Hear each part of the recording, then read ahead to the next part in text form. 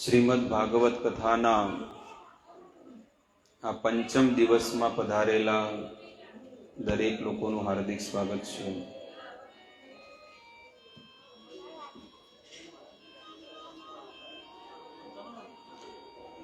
પ્રતિ દિવસ ભગવાનની કથા આપણે શ્રદ્ધાપૂર્વક સાંભળીએ છીએ અને જ્યારે ભગવાનની કથા આપણે સાંભળીએ તો ભગવાનની કૃપા આપણી પર ઉતરે છે.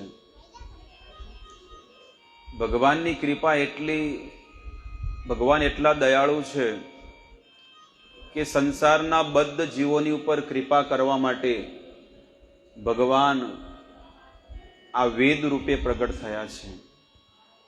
જો ભગવાન વેદ રૂપે પ્રગટ ન થયા હોત તો આપણે કઈ રીતે ભગવાનની કથા સાંભળી શકત? પણ શબ્દ અવતાર ભગવાનનો થયો છે. વેદવ્યાસ મહારાજે એમના જીવનમાં એમને બહુ બધું લખ્યું, બહુ બધા વેદો લખ્યા. 4 વેદ, ઋગ્વેદ, સામવેદ, અથર્વવેદ, યજુર્વેદ, અને એ સંસારના જીવો માટે એમને બધા વેદ લખ્યા. વેદવ્યાસ મહારાજે એટલા માટે આ વેદો લખ્યા કે કળિયુગના જીવો આને વાંચીને ભવસાગરને પાર થઈ શકે. એટલા માટે એમણે આ બધા વેદો લખ્યા છે. પહેલાના લોકોને બધી વસ્તુ યાદ રહેતી. પહેલાના લોકો સાંભળતા ને બધું એકવાર તો એમને બધું યાદ રહેતું, પણ હવેના લોકોને યાદ રહેતું. એટલે વેદવ્યાસ મહારાજે લિપિબદ્ધ કર્યા, લેખન કર્યું કે કળિયુગના આવનારા જીવોને કાલે શું ખાધું એને યાદ નહીં હોય. કદાચ કોઈને પૂછવામાં આવે કે ગયા વર્ષે તમે આ સમયે ક્યાં હતા? અમે કોરોનામાં ઘરમાં હતા ગયા વર્ષે. પણ કયા વસ્ત્ર પહેર્યા હતા, શું ખાધું હતું, કોઈને કાંઈ ખબર નથી. માયા મુગ્ધ જીવે નાહી સ્વત કૃષ્ણ જ્ઞાન, જીવેર કૃપાય કેલા કૃષ્ણ વેદ પુરાણ. માયા મુગ્ધ એટલે કે દરેક સંસારના જીવો એવી રીતે માયામાં પડેલા છે કે એને સ્વતઃનું જ્ઞાન નથી કે હું કોણ છું, ક્યાંથી આવ્યો છું, અને આ જ શરીરમાં અને આ જ કુળમાં, આ કુટુંબમાં મેં જન્મ શા માટે લીધો. સ્વતઃ કૃષ્ણ જ્ઞાન, અને એને જ્ઞાન જ નથી કે ભગવાન કોણ છે. એટલે ભગવાને દયા કરી અને ભગવાને વેદો આપ્યા બધા, કે આ લોકો વેદો વાંચશે અને વાંચીને પોતાના જીવનમાં આચરણ કરશે, વ્યવહારમાં નિભાવશે તો આ જીવનમાં ભવસાગરને તરી જશે. આપણે નહીં કહેતા કે ભવબંધનમાં માણસ ફસાયેલો છે, જન્મ મરણના ફેરામાં ફસાયેલો છે, એમાંથી આ માણસ નીકળી શકે છે. એટલા માટે ભગવાને આ વેદ રૂપે શબ્દ અવતાર ભગવાનનો થયો. એક અર્ચા અવતાર થાય. અર્ચા અવતાર એટલે કે મૂર્તિના રૂપમાં ભગવાન એક મૂર્તિમાં વિરાજમાન થઈ અને સંસારના જીવોને દર્શન આપે છે. એટલે તમે જુઓ કે કોઈ પણ માણસ બહુ કંટાળેલો હોય તો માણસ ક્યાં જાય છે? મંદિરે જાય છે. અને જેવો એ જીવ મંદિરે જાય, ભગવાનના દર્શન કરે, અને દર્શન કરવા માત્રથી જ એ જીવાત્માને હૃદયમાં સુખ મળે, શાંતિ મળે છે. એટલે જીવોની ઉપર કૃપા કરવા માટે વેદવ્યાસ મહારાજે આ બધા વેદોને લખ્યા, લિપિબદ્ધ કર્યા. ક્યાં આગળ કર્યા? સ્થાન તો હોવું જોઈએ ને. બદ્રીનાથમાં કર્યા. 4 ધામ છે ને હિમાલયમાં, કેદારનાથ, બદ્રીનાથ, ગંગોત્રી ને યમનોત્રી. એમાં બદ્રીનાથમાં આ વેદોના બધા સંકલન થયું. આ બધા વેદ શાસ્ત્ર ક્યાં લખાણા? બદ્રીનાથમાં. વેદવ્યાસ મહારાજ બોલ્યા અને ગણપતિ લખ્યા. વેદવ્યાસ મહારાજ બોલ્યા અને ગણપતિએ લખ્યા. ગણપતિજી છે ને લખવામાં બહુ ફાસ્ટર હતા, બહુ સ્પીડમાં લખવા વાળા હતા. એટલે ગણપતિએ એક શરત મૂકી કે તમે જો મને ફટાફટ વેદોના શ્લોક નહીં બોલો ને તો હું જતો રહીશ. વેદવ્યાસ મહારાજે શરત મૂકી કે જ્યાં સુધી તમને એ શ્લોક સમજણમાં ન પડે ત્યાં સુધી લખવાનો. જેટલી વાર એ શ્લોક સમજે એટલી વાર બીજો શ્લોક વેદવ્યાસ મહારાજ આપી દેતા. આવી રીતે એ લખવા તો ગયા, પણ સહી હતી પણ પેન નહોતી. એટલે ગણેશજી જ્યારે વેદ લખવા ગયા તો એની પાસે પેન કાંઈ લખવા લાયક કોઈ હતી ને, એટલે પોતાનો દાંત જે હતો ને, જમણો દાંત, એ ગણપતિએ તોડી નાખ્યો તરત, અને એનાથી બધા વેદ લખ્યા. અને એનું પ્રમાણ આજે પણ છે કે બદ્રીનાથમાં ગણપતિ અને વેદવ્યાસજીએ જે શ્લોક બોલ્યા છે એ લખેલા આજે છે ઓરિજિનલ બદ્રીનાથમાં, સંપૂર્ણ વેદ.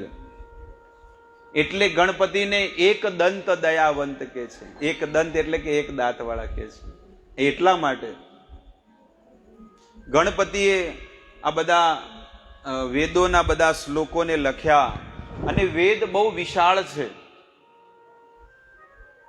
વેદના ગ્રંથો એટલા બધા વિશાળ છે કે 108 ઉપનિષદો છે. કઠોપનિષદ, શ્વેતાંબર ઉપનિષદ, ઈશોપનિષદ, એવી કેટલી ઉપનિષદો છે? 108 ઉપનિષદો છે. 18 પુરાણ છે.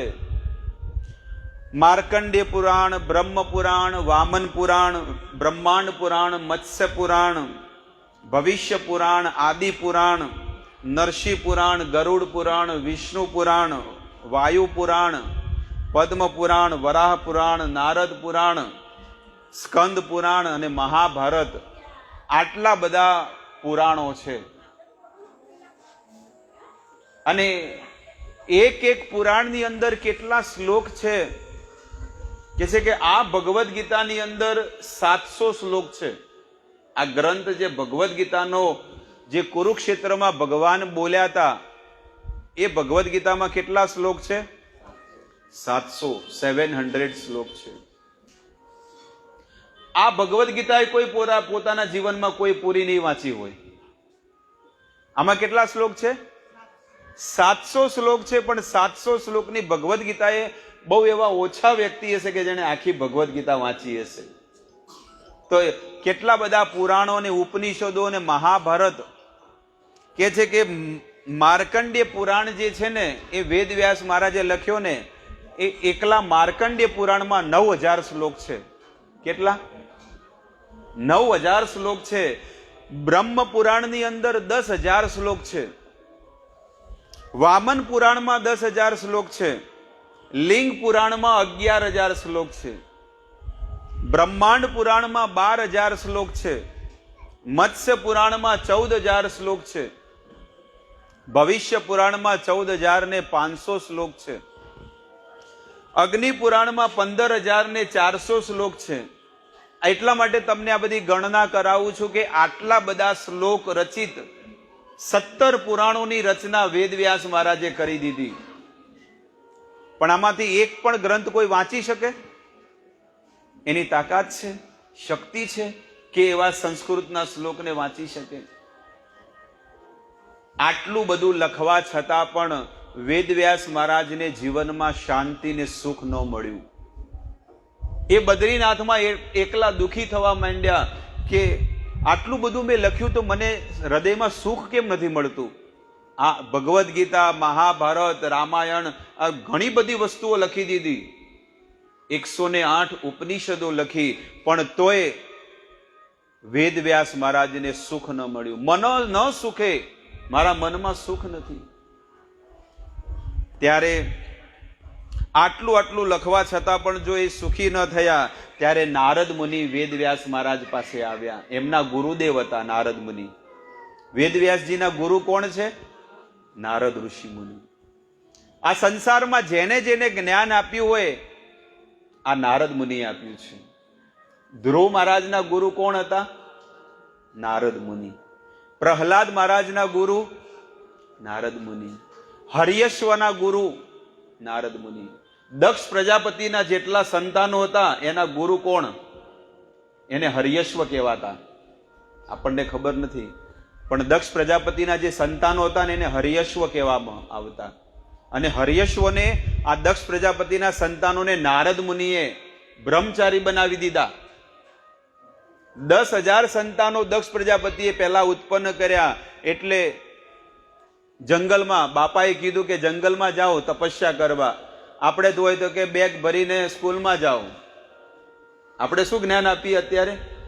પણ એના બાપાએ જ્ઞાન આપ્યું કે પહેલા તમે ગુરુકુળમાં જાઓ, જંગલમાં જાઓ, સાધના કરો, ભજન કરો, અને મોટા થાવ એટલે તમારી માટે વહુઓ તૈયાર કરી દઈશ, અને પછી પ્રજાની ઉત્પત્તિ કરવાની છે. દક્ષ પ્રજાપતિએ 10,000 સંતાનોને પ્રગટ કર્યા. એવું નહીં કે એક સ્ત્રી સાથે એક જ સંતાન, એ તો મનોમય સૃષ્ટિ પ્રગટ કરી હતી. એક સાથે કેટલા? 10,000 સંતાનો પ્રગટ કરી દીધા એક સાથે. અહીંયા તો એક સંતાન પ્રાપ્ત કરવું હોય તો 10 મહિના રાહ જોવી પડે, ત્યારે એક સંતાનનો જન્મ થાય. પણ દક્ષ પ્રજાપતિ એક સાથે 10,000 સંતાનોને પ્રગટ કરી દીધા. કારણ કે હરે અંશાંશ જન્મનઃ, વેદ કે છે કે રાજા જે છે ને એ ભગવાનનો અંશ કહેવામાં આવે, એટલે ભગવાનની અંદર જે શક્તિ હોય એ રાજાની અંદર પણ હોય છે. દક્ષ પ્રજાપતિએ હરિયશ્વને કીધું કે જંગલમાં જાઓ સાધના કરવા, તપ કરવા, અને તપ કરીને આવો એટલે હું તમારા વિવાહ કરાવી દઉં. આ લોકોએ મોટા થયા ત્યાં સુધી તપસ્યા કરીને જ્યારે જંગલમાંથી પાછા આવતા હતા, નારદ મુનિએ 10 પ્રશ્નો પૂછ્યા કે એક એવું ઘર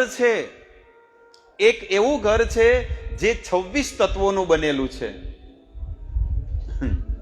એટલે તો વિચાર કરવા માંડ્યા કે અમુક ઘર તો જોયા છે કે એમાં 5-6 તત્વો હોય.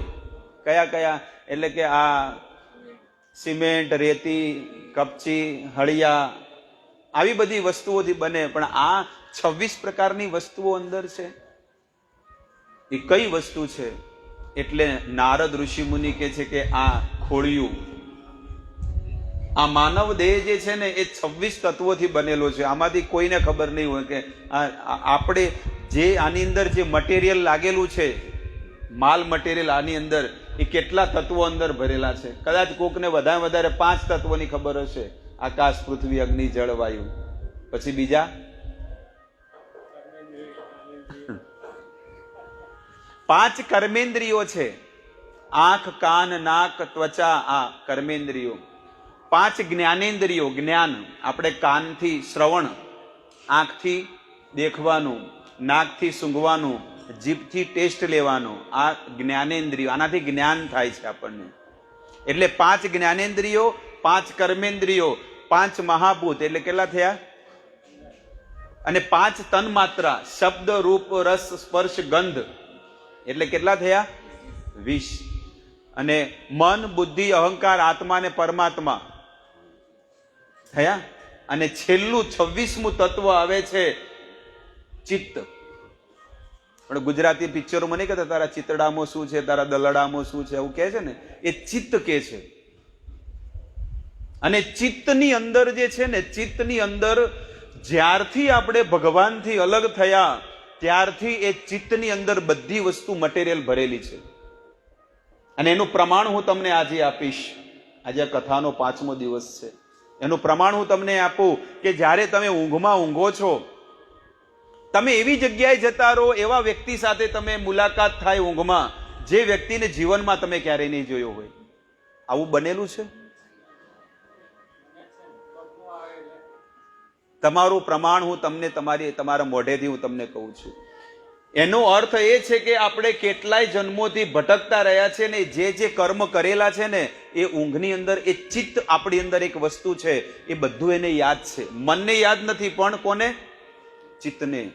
કૃષ્ણેર બહિર્મુખ જીવ, ભગવાનથી જે જીવાત્મા કેટલાય જન્મોથી ભટકી રહ્યો છે, અને જે શરીરમાં જે કર્મ કર્યા, જે વ્યક્તિ સાથે, ચાહે સ્ત્રી હોય કે પુરુષ સાથે, એને ઊંઘમાં એ વસ્તુ યાદ આવે છે.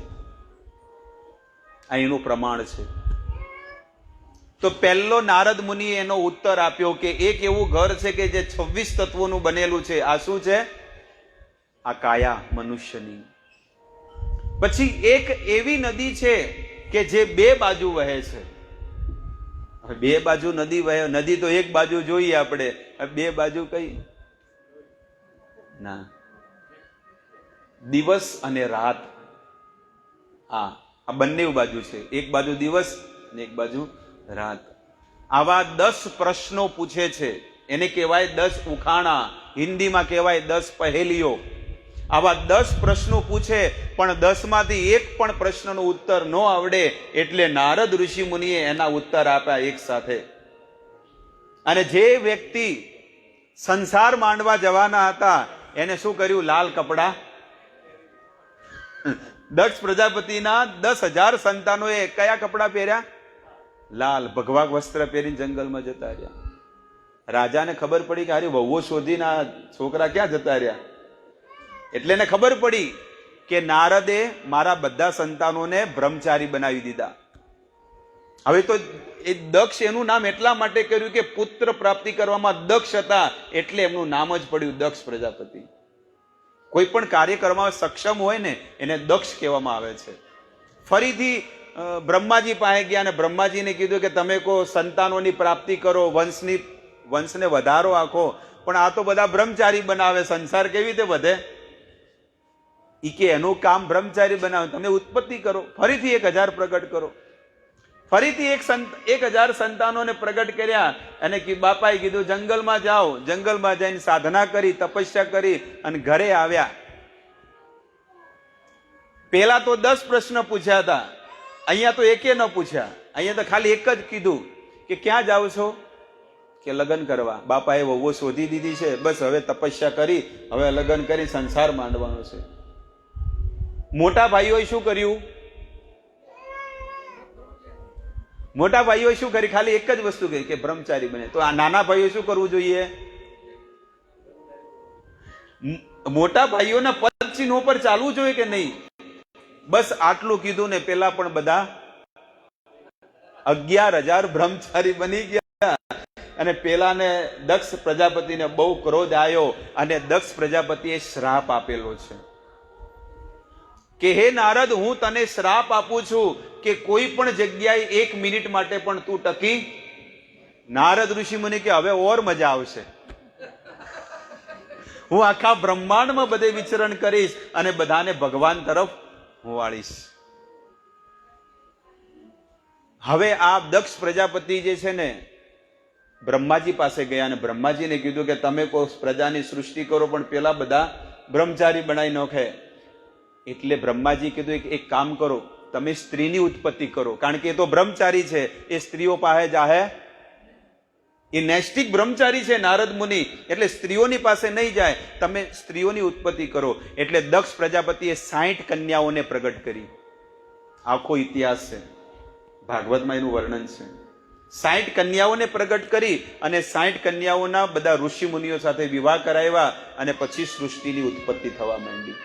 આ દક્ષ પ્રજાપતિનો આખો ઇતિહાસ આવે છે. પણ નારદ ઋષિ મુનિએ કેટલાય લોકોને બ્રહ્મચારી બનાવી દીધા. આ નારદ ઋષિ મુનિ એ જ છે કે જે વાલિયા લૂંટારાને પણ ધર્મના માર્ગે લગાડ્યો હતો. નારદજીનો ઇતિહાસ કહેવામાં 7 દિવસ કથા થઈ જાય, એટલા સુંદર એમના ઉદાહરણો દ્રષ્ટાંત છે.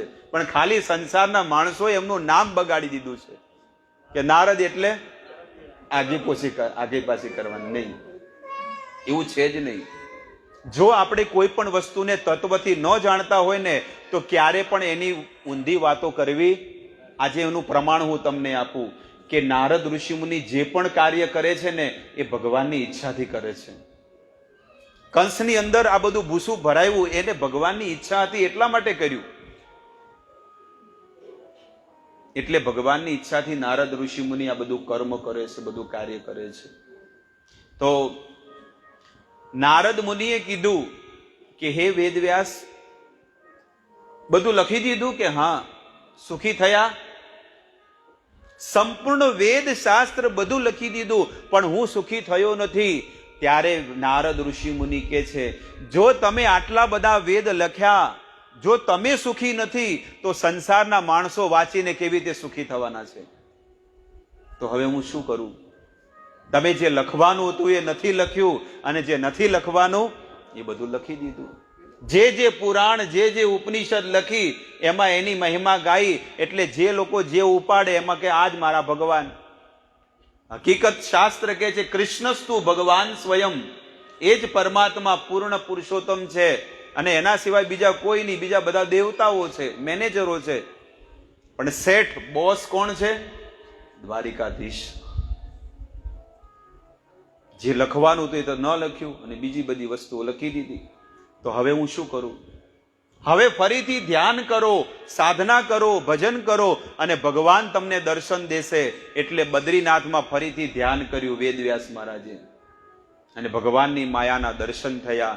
ભગવાનના દર્શન થયા અને ભગવાને આદેશ આપ્યો કે તમે ભાગવત પુરાણનું નિર્માણ કરો, શ્રીમદ ભાગવત. અને શ્રીમદ ભાગવત જેની અંદર 18,000 શ્લોક છે. કેટલા? 18,000 શ્લોક. આજે જેટલા પણ ટીવીમાં જે કથાઓ આવે છે ને, દેવકી નંદન ઠાકોર, જિગ્નેશ દાદા અને શિપ્રાગીરી મહારાજ, જેટલા પણ લોકો સંતો કથાઓ કરતા હોય, શ્રીમદ ભાગવત સપ્તાહ, એ 7 દિવસની જે સપ્તાહ થતી હોય એ 18,000 શ્લોક અંતર્ગત થતી હોય છે શ્રીમદ ભાગવત સપ્તાહ.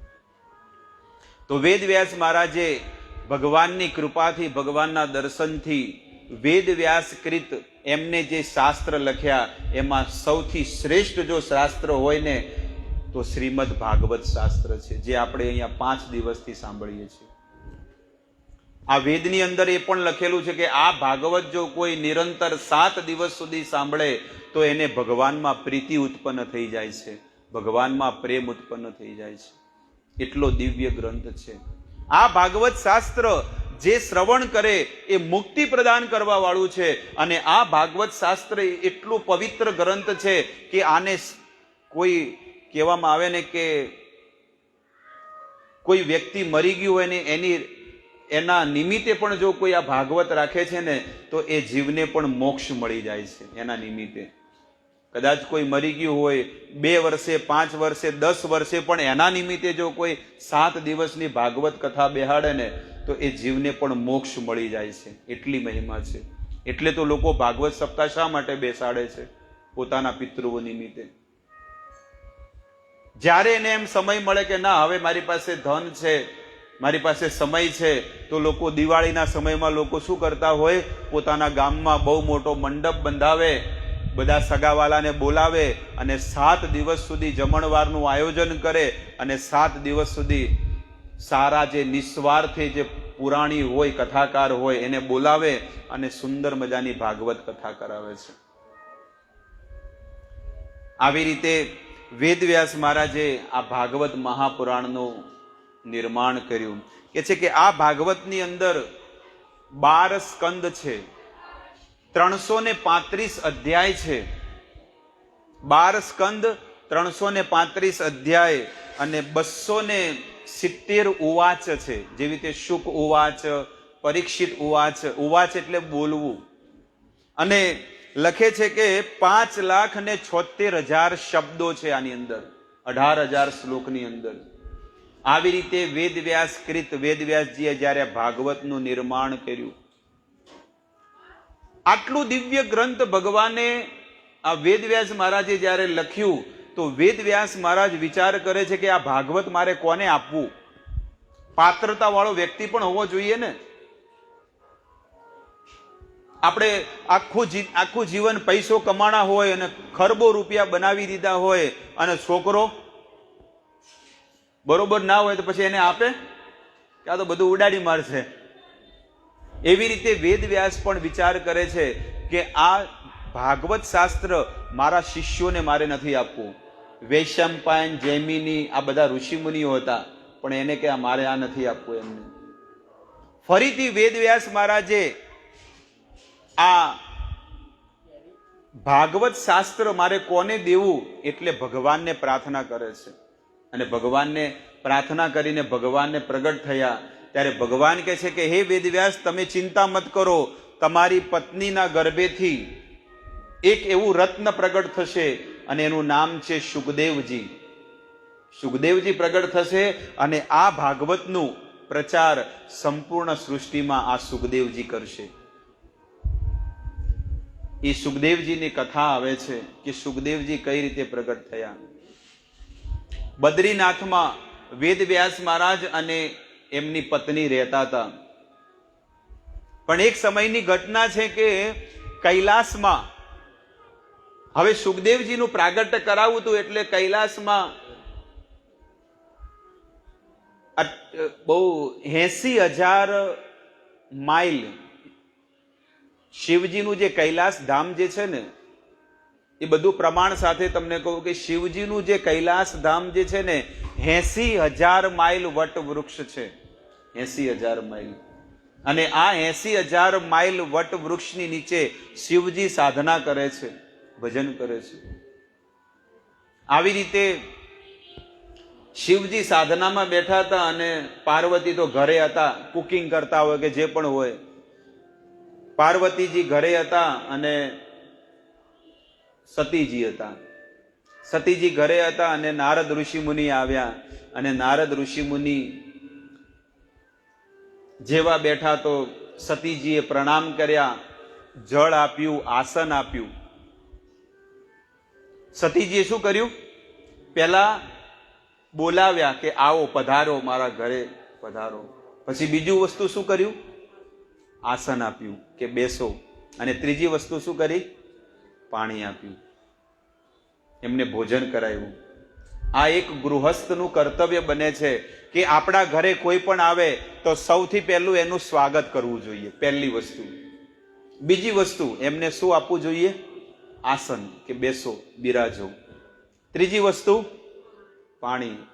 અને કદાચ આપણે ભોજન ન કરાવી શકીએ પણ મીઠા વચન તો આપણે બોલી શકીએ. આ આપણા વેદના આ બધી વસ્તુઓ છે. કદાચ અહીંયાથી કોક આપણે જતું હોય, આપણા સગા સંબંધી, અને કદાચ આપણા ઘરે આવ્યું હોય તો આપણે પહેલો શબ્દ શું કરે? કદી ને કદી હોય ચોથી ઉતરી પડ્યા. આ આપણી વાત. એલો બિચારો બીજી વાર ન આવે. આ વાણીનો મેં તમને ખેલ કહું છું કે વાણીનો આપણી વાણીમાં કેટલી કડવાશ છે એ તમે જુઓ. અને કદાચ કોઈક મહેમાન અહીંયાથી જતું હોય આપણા ઘરની સામેથી, આપણે એક વાહ કહેવાય, શેરી કહેવાય, એનામાંથી કદાચ કોઈક મહેમાન કોઈ લોકાઈ ગયો હોય, કોઈ લગ્નમાં ગયું હોય, તો આપણે ગેટ ઉપરથી અંદર ઘરમાં બેઠા હોય ને કદાચ જોઈ લીધા હોય કોઈક વ્યક્તિને, આવો કાવો, એટલે કે ના થોડું કામ છે જઈએ. આમ નહીં અભડાઈ જો, આવો કાવો. આ બીજી વાણી.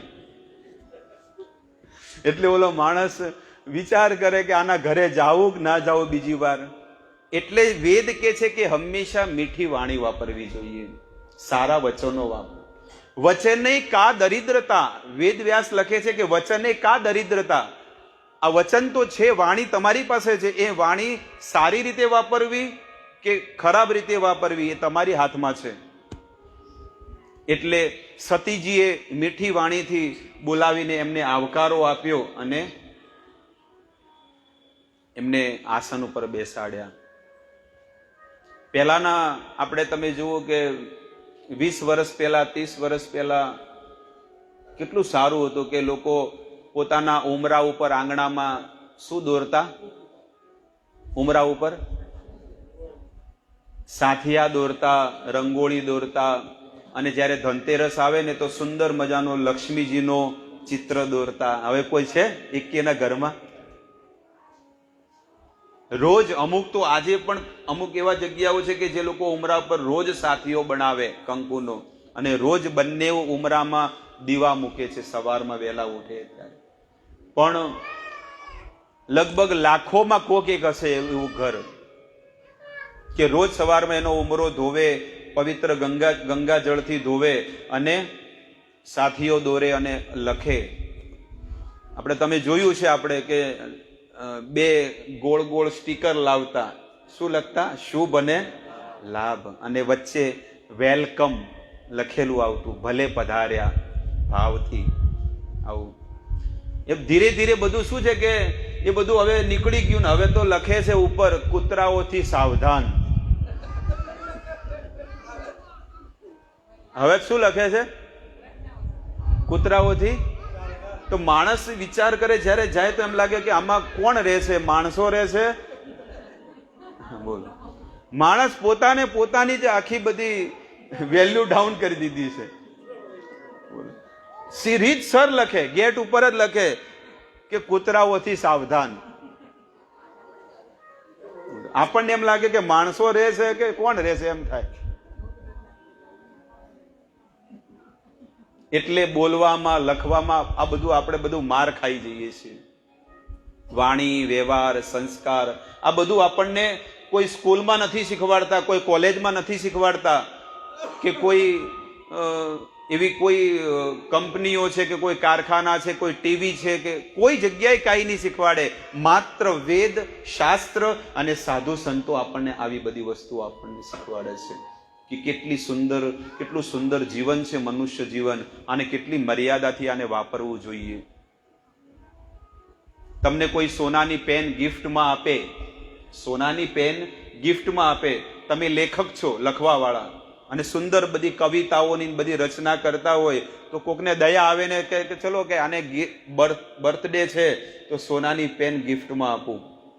પેલી આવે ને ગોળ ભમાવીને કરે કે લાવ અમને આપી દઉં સોનાની પેન, અને તમને લખવા માટે આપીને પછી તમારા ઘરે એ વ્યક્તિ આવે અને તમે પછી એ પેનથી ટોલા મારો ને આ બધું શું કે આ માથું ખંજવાળે, તો ઓલા માણસને જીવ બળી જાય કે આટલી મોંઘી પેન આલી એના કરતા ના લીવો તો હારી હતી.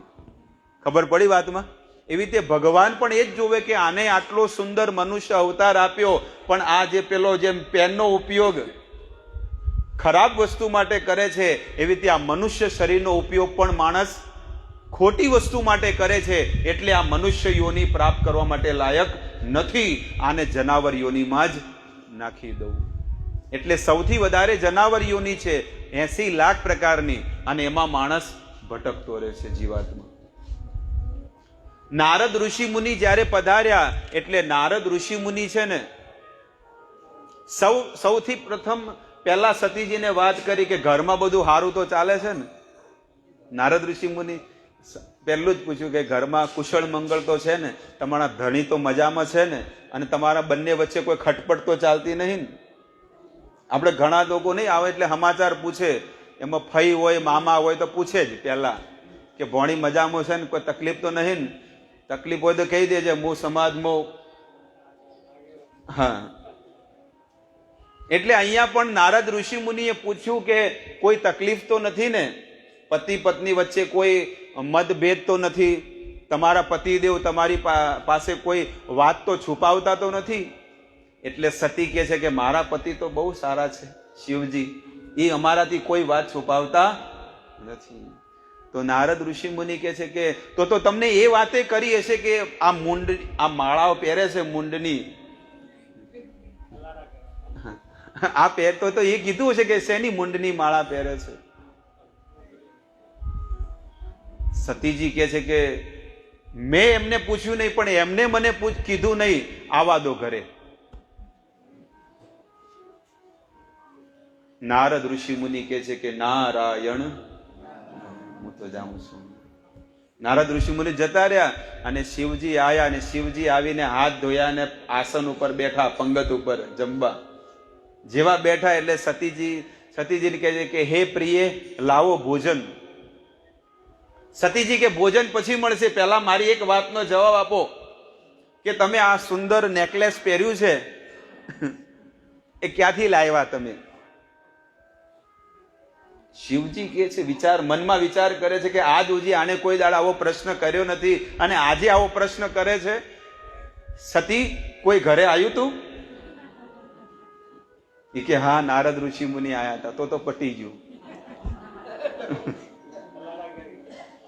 એટલે નારદ ઋષિ મુનિ આયા અને એમને આ બધી વાત કરી. મન તો ખબર નથી, તમે મન ના કીધું. શિવજી મનમાં ને મનમાં વિચાર કરે છે કે બૈરાને બધી વાત ના કરાય ને, કે પેટમાં ટકે. એટલે શિવજી મનમાં વાત કરી, પણ શિવજી કે છે કે સતીજી કે ના, હઠ પકડીને કીધું ના, તમારે કેવું જ પડશે ને, કે જમવાનું મળે નહીં મળે. શિવજી કે છે કે જો હે સતી, તમારે જાણવું હોય તો હું તમને જણાવું. જેટલી વાર તમે મરો છો, જેટલી વાર તમે મરો છો, એટલી વાર હું તમને મારા હાથે શમશાનમાં લઈ જાઉં છું, અને હું જ મારા હાથે તમને અગ્નિદાહ કરું છું. અને જ્યારે એનાથી મૂંડ વધે છે ને, આ મસ્તક, એ મૂંડને હું લઈ લઉં છું અને એની હારમાળા બનાવું છું અને 24 કલાક હું ધારણ કરીને રાખું છું. શિવજી કે છે, સતીજી કે છે, સતીજી કેવા માંડ્યા કે હું આટલી બધી વાર મરી ગઈ, તમે એકના એક જ. સતીજી કે છે કે હું આટલી બધી વાર મરી, 1 2 3 4 5 6 7 8 9 10 11 12 13, આટલી બધી વાર, આટલી બધી મુંડમાળા પહેરી શિવજીએ, આખો ઢગલા બંધ. ત્યારે સતીજીને જિજ્ઞાસા થઈ કે હું આટલી બધી વખત મરી, તમે એકના એક જ શિવજી, આવું કેમ?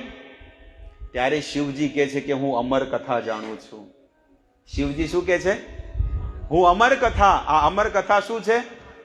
ભાગવત કથા.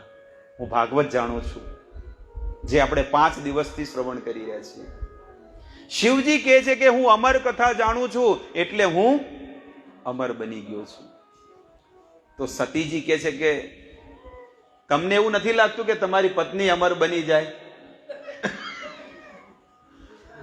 ત્યારે શિવજી કહે છે કે જ્યાં સુધી કોઈ વ્યક્તિ પાત્રતા એની અંદર ન હોય ને, તો એ પાત્રતા ન બની શકે નહીં. પાત્ર હોવું જોઈએ, સાંભળવાનું પાત્ર હોવું જોઈએ ને. શિવજી મનમાં ને મનમાં વિચાર કરે છે કે આ સતીજીની કોઈ પાત્રતા નથી. ત્યારે સતીજી હઠ કરવા માંડ્યા.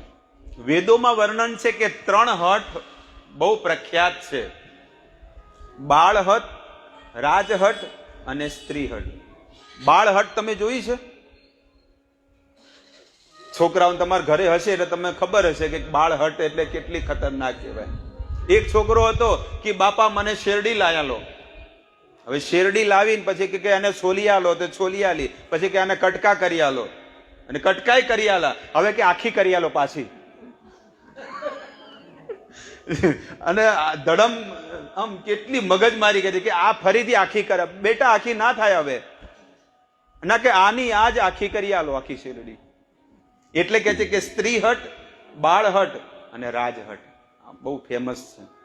સતીજી કે છે કે ગમે તે કરો પણ મને તમે અમર કથા સંભળાઈ જ દો, એટલે હું અમર બની જો. મારે વળી વારે વારે આ બધું મગજમારી કરવી. આપણે 2 જણા સુખીથી કૈલાસમાં રહેવો ને ભજન કરશો. ત્યારે શિવજી વિચાર કરે છે કે સમય આવે એટલે હું તમને આ કથા સંભળાવીશ. અને આજ એમને મહિનો નક્કી કર્યો હતો, શ્રાવણ મહિનો. આ તમને ચોખ્ખી વસ્તુ કહી દઉં કે શિવજીએ તો અમર કથા સાંભળી હતી, પણ આજ શ્રાવણ મહિનામાં એમને સતીજીને લઈ ગયા કૈલાસથી. ક્યાં લઈ ગયા? અમરનાથ. અમર કથા ક્યાં બોલાણી હતી? અમરનાથમાં બોલાણી હતી. એટલે શિવજી સતીને અમરનાથમાં લઈ ગયા, અને અમરનાથમાં શું કર્યું? શું વગાડ્યું? ડમરું વગાડ્યું. અને જેવું ડમરૂનો અવાજ આવ્યો, એ જેટલા વિસ્તારમાં જેટલા જીવજંતુ હતા ને, એ બધા જતા રહ્યા. બધા જતા રહ્યા. પણ એક શુક, એક પોપટ હતો. એ પોપટ ગર્ભવતી હતું. માદા પોપટ એ ગર્ભવતી હતું. અને એને જ્યારે ડમરૂનો અવાજ સાંભળ્યો તો તરત ખબર પડી ગઈ કે આ શિવજીનો ડમરૂનો અવાજ છે, અને આ આપણને એલર્ટ એટલે સાવધાન કરે છે કે તમે આ જગ્યાએ જતા રહો, ન કે તમારો મૃત્યુ થઈ જશે. એટલે પોપટ એ જે વટ વૃક્ષ જે હતું ને, ત્યાં વટ વૃક્ષ ઉપર હતું. ત્યાંથી પોપટ તો જતું રહ્યું, પણ એ અંડું જે હતું ને, ત્યાં અંડું મૂકીને જતું રહ્યું. હવે શિવજી એ વિચાર કરે છે કે આ સ્થાનમાં કોઈ નથી, એટલે હું આ સતીને કથા કરું. સતીજીને કથા કરવા સાંભળવા માટે કીધું કે તમે કથા સાંભળો. ત્યાં ગાદલું હતું. ગાદલા નહીં, કથામાં લોકો રાખતા, ગાદલું હતું. એટલે સતીજીને કીધું કે તમે કથા સાંભળજો, પણ એક વસ્તુ છે કે હું કથા કરું ને એટલે સમાધિમાં બેસીને કથા કરું છું, આંખ બંધ કરીને. એટલે મને કેવી રીતે ખબર પડે કે તમે કથા સાંભળો છો? તો સતીજી કે શું કહેવાનું? એ કે હુંકારો ભરવાનો. શું આખી કથા થોડીક પતે ને 2-4 મિનિટ પછી, એટલે તમારે હા આગળ બોલો એમ હુંકારો ભરવાનો. એટલે સતી કે ઠીક છે. સારું. અને જેવું શિવજીએ સ્ટાર્ટ કર્યું, જ્યારે ભગવાનની કથા સ્ટાર્ટ થાય એટલે પહેલો જ મંત્ર આવે, ઓમ નમો ભગવતે વાસુદેવાય.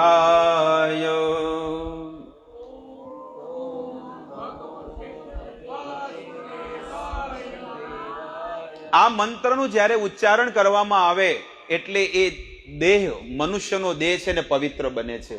કદાચ કોઈ સ્નાન ન કર્યું હોય ને તો એની કાયા પવિત્ર બની જાય. કારણ કે આખા દિવસમાં આપણે કેટલા લોકોને અડ્યા હોય એટલે આ કાયા અપવિત્ર બને છે.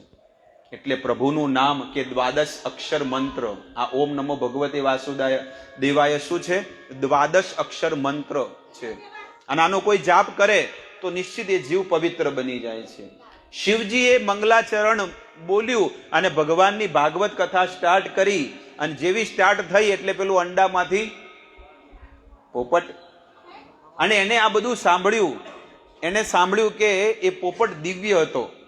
એ પોપટે આ બધી વાત સાંભળી લીધી કે શિવજી એક શરત મૂકી છે કે હું જ્યારે કથા કરું તો તમારે હુંકારો. હવે સતીજીએ જેવું ઓમ નમો ભગવતે વાસુદેવાય ચાલુ કર્યું એમાં તો ઊંઘ ચાલુ થઈ ગઈ. ગાદલું તો હતું જ, અને ઊંઘ ચાલુ થઈ ગઈ. સતીજી તો હોઈ ગયા. હવે ઓલો શુક જે વટ વૃક્ષ ઉપર શુક હતો ને એ હુંકારો ભરે છે સતીના રૂપમાં, સતીની અવાજમાં. એટલે શિવજી તો સમાધિમાં બેઠા બેઠા 18,000 શ્લોકનું ભાગવતનું આખું 7 દિવસ સુધી શું કર્યું? આખું ભાગવત બોલી દીધું. પણ સાંભળ્યું કોને? શુક પોપટે સાંભળ્યું. હવે વેદમાં લખ્યું છે કે આ 7 દિવસ સુધી જો કોઈ ભાગવત સાંભળે એ કેવો બની જાય? અમર બની જાય. જેવો શિવજીએ 7 દિવસ કથા પતી અને 7 દિવસ જ્યારે કથા પતી અને સમાધિ ઉઘડી, છેલ્લે બોલ્યા ઇતિ શ્રીમદ ભાગવતે મહાપુરાણે દ્વાદશ સ્કંદ સમાપ્ત. બોલીએ દ્વારકાધીશની. બસ આવું કીધું અને જેવી આંખ ખોલી તો જે શ્રોતા હતો સાંભળવા વાળો એ તો ગાદલામાં. શિવજી વિચાર કરે છે કે તો આ ઊંઘે છે તો હુંકારો કોને ભર્યો? અને આમ તેમ જ્યારે જોવે તો વટ વૃક્ષ ઉપર પેલો શુક પોપટ હતો. શિવજી કે આને તો પછી જોઈશ. પેલા ત્રિશુલ લીધું અને ઓલા શુક પોપટને મારવા જાય છે. અમરનાથથી એ પોપટ ઉડે છે અને એ ઉડતું ઉડતું ઉડતું ઉડતું એ પોપટ ક્યાં ગયું? બદ્રીનાથમાં ગયું. અને બદ્રીનાથમાં વેદ વ્યાસજીની પત્નીને બગાહું આવ્યું અને એ પોપટ શુક નાનું સ્વરૂપ બનાવીને વેદ વ્યાસજીની પત્નીના ગર્ભમાં જતું રહ્યું.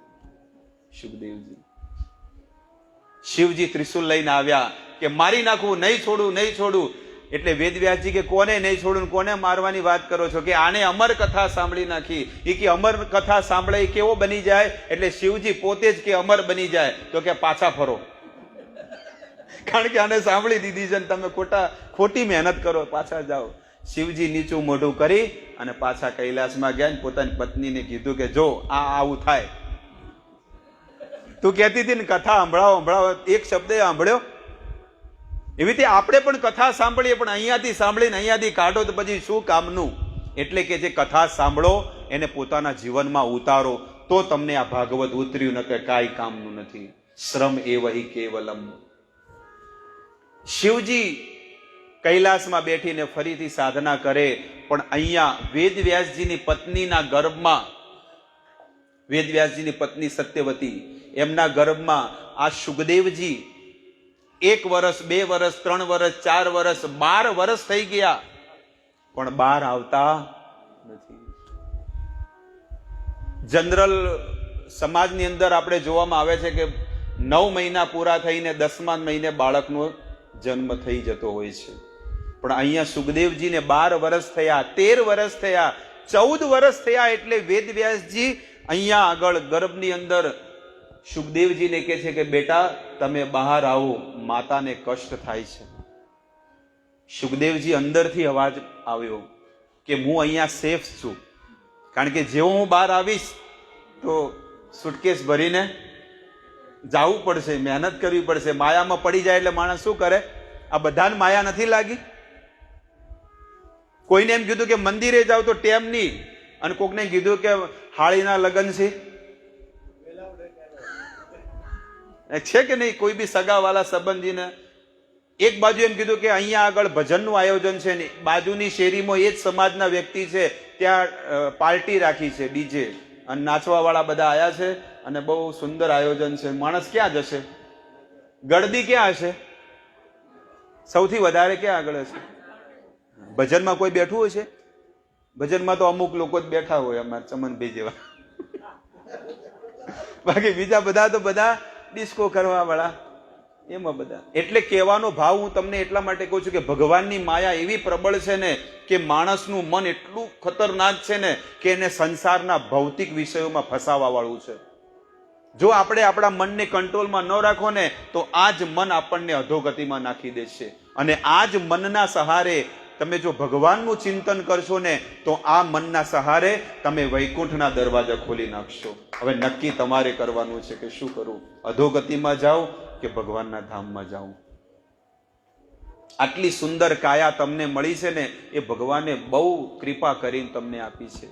બહુ તમે વ્રત કર્યા, તપસ્યા કરી, હોમ હવન કર્યા, ત્યાગ કર્યો, કેટલી જગ્યાએ તમે ચાલતા ગયા છો, કેટલી સાધુઓની સેવા કરી. એટલા માટે તમને ભગવાને જીવેર દયા કેલા, ભગવાને દયા કરીને તમને મનુષ્યનો અવતાર આપ્યો છે. તો આનો લાભ લઈ લો તમે. સુખદેવજી ના પાડે છે કે બાપા એમને વેદવ્યાસજીને કહે છે કે હું અહીંયા સેફ છું, કારણ કે બહાર આવીશ તો ભગવાનની માયા મને પકડી લેશે, એટલે મારે બહાર આવવું નથી. તો કઈ રીતે તમે બહાર આવશો? સુખદેવજી કહે છે કે જેણે આ માયા બનાવી છે ને, દ્વારિકાનો નાથ, જે દ્વારકા વાળો છે ને, એ આવીને અહીંયા મને એમ કહે ને કે હે સુખદેવજી તમે બહાર આવો, મારી માયા તમને નહીં નડે તો હું બહાર આવું. હવે વેદવ્યાસ મહારાજ એ ટાઈમે તો કોઈ ટ્રેનો કોઈ હતી નહીં, એટલે વેદવ્યાસ મહારાજ બદ્રીનાથ હિમાલયમાંથી ક્યાં ગયા? કાઠિયાવાડમાં ગયા, દ્વારિકાધીશ પાસે. અને દ્વારકા નગરીમાં આયા ને કે હાલ નાલ હેડો, બધું કામ છોડીને પહેલા મારી સાથે ચાલો. કે ક્યાં? એ કે બદ્રીનાથમાં. કે કેમ? એ કે મારો દીકરો બહાર આવતો, ગર્ભથી બહાર નથી આવતો, મારી પત્નીને બહુ કષ્ટ પડે છે, દુઃખ પડે છે. દ્વારકાધીશ વિચાર કરે છે કે આ દીકરા દ્વારા મારે આખી સૃષ્ટિમાં ધર્મનો પ્રચાર કરાવવાનો છે, એટલે મારે જાવું પડશે. ભગવાન દ્વારકાધીશ આવ્યા અને સુખદેવજીને કહે છે કે હે સુખદેવ તમે બહાર આવો. ભલે આ સંસારના બધા જીવોને મારી માયા અડે છે અને સ્પર્શ કરે છે, ત્યાં સુધી કે બ્રહ્માજીને પણ મારી માયા નડે છે, બ્રહ્માને પણ નડે છે. એટલે તો બ્રહ્મા પોતાની દીકરીની અંદર પણ આસક્ત થઈ ગયા હતા, આવું આપણા વેદમાં લખેલું છે. એટલે સુખદેવજી બહાર આવે છે અને ભગવાનના દર્શન કરી અને સુખદેવજી જંગલમાં જતા રહે છે. સુખદેવજી તો જંગલમાં જતા રહ્યા, પણ અહીંયા વેદવ્યાસજી પાછળ પાછળ દોડે છે. કારણ કે જે ધન દેવાનું છે, ભાગવત જે લખ્યું છે એ તો દેવું તો પડે દીકરાને, પણ દીકરો તો ભાગી ગયો. સુખદેવજી પાછળ પાછળ વેદવ્યાસ મહારાજ દોડે છે અને વેદવ્યાસ મહારાજ કે છે યમ પ્રવ્રજંત મનુપેતમ પેત કૃત્યમ દ્વૈપાયનો વિરહ કાતરયા જુહાવ પુત્રેતિ તન્મયતયા તરવોભિનેદો તમ વ્યાસ શૃણુમુપયા મિ ગુરુ મુનિનામ. વેદવ્યાસ મહારાજ યમ પ્રવ્રજંત મનુપેતમ પેત કૃત્યમ, એ વેદવ્યાસજી દીકરાની પાછળ જાય છે કે હા પુત્ર તમે ક્યાં જાઓ છો? ત્યારે સુખદેવજી કહે છે કે હું તો જંગલમાં જાઉં છું સાધના કરવા માટે. એ કે તમે ઘરે પાછા ફરો, કે તમને હમણાં તો કીધું કે ભગવાનની માયા તમને નહીં નડે, તો તમારે જંગલમાં જવાની શું જરૂર છે? આ પહેલી માયા તો એ છે કે તમે મને શું કહો છો? તમે મને શું કીધું? પુત્ર.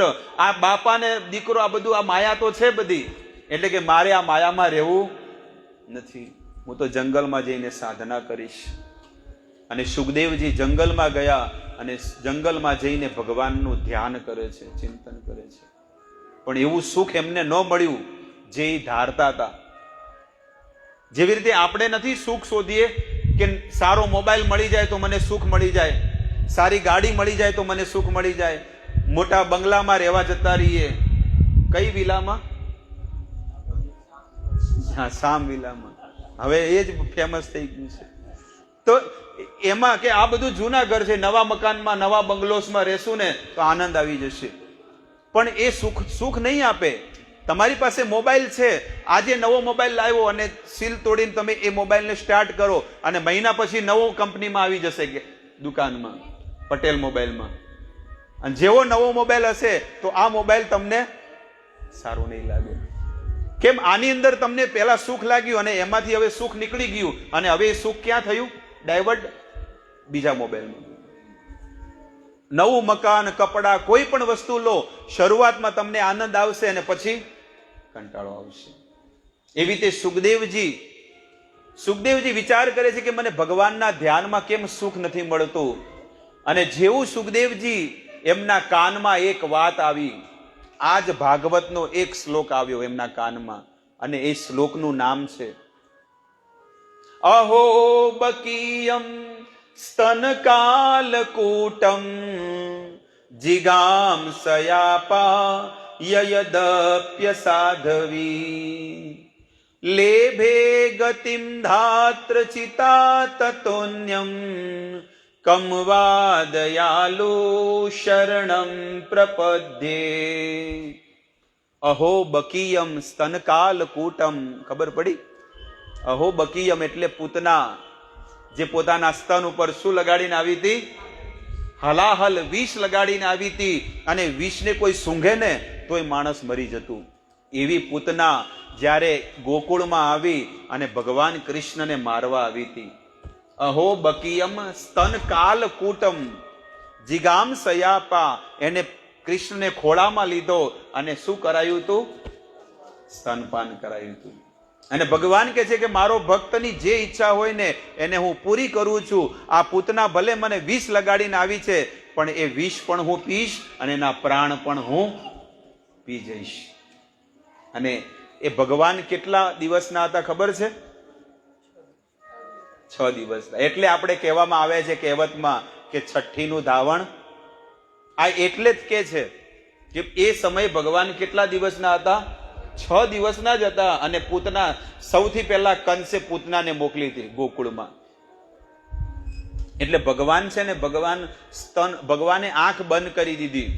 એ કે ભગવાને ગીતામાં લખેલું છે કે પરિત્રાણાય સાધુનામ વિનાશાય ચ દુષ્કૃતામ. હું રાક્ષસોનો વિનાશ કરવા માટે હું અવતાર લીધો છે, પણ મુહૂર્તમાં જ બૈરાને મારું તો ના મરાય ને. એટલે ભગવાન મનમાં ચિંતન કરતા હતા કે આને પહેલા જ મુહૂર્તમાં જ રાક્ષસીને મારું તો સારું ન લાગે. પણ ભગવાન ચિંતન કરે છે કે હવે સૌથી પહેલા તમે જુઓ રામ અવતારમાં પણ એને કોને મારી હતી? તાડકાને મારી હતી. ખબર છે? પેલા જેને નાક કાન કાપી નાખ્યા હતા, શૂરપનખાને મારી. તાડકાને શૂરપનખાને પહેલા મારી હતી. અને અહીંયા ભગવાને પણ, કૃષ્ણએ પણ શું કર્યું હતું? શા માટે આ બંને લીલાઓમાં ભગવાને સ્ત્રીને કેમ મારી? કેમ? એનું કારણ શું છે? કારણ કે સ્ત્રી જ આ અસુર જે સ્ત્રી છે ને, એ સ્ત્રી જ મૂળ છે. કારણ કે એનાથી સંતાનો કોને પ્રગટ કરશે? રાક્ષસોને. એટલે પહેલા આ મૂળને જ કાપી નાખો. એટલે ભગવાને સ્ત્રીને મારી, પૂતનાને. આવી રીતે ભગવાનની આ જે શ્લોક સુખદેવજીના કાનમાં પડ્યા. જિગામ સયાપા યજદપત સાધવી ધાત્રી લેબે ગતિમ ધાત્રી ચિતા તતોન્યમ. અને પૂતનાનો જ્યારે એમને પ્રાણ પી ગયા એટલે પૂતનાને શું કીધું કે જાઓ ગોલોક વૃંદાવનમાં, વૈકુંઠમાં, આ વૈકુંઠની ચાવી ત્યાં રહો અને હું મારી લીલા સંપન્ન કરી અને પછી હું આવીશ. જે વ્યક્તિ આપણને મારવા આવ્યો હોય, જે વ્યક્તિ આપણું મર્ડર કરવા આવ્યો હોય અને પછી આપણે એમ કે લો આ મારે અક્ષતમ 3માં મોટો બંગલો છે, તમે આ તમને આપી દઉં છું, કોઈ કરે?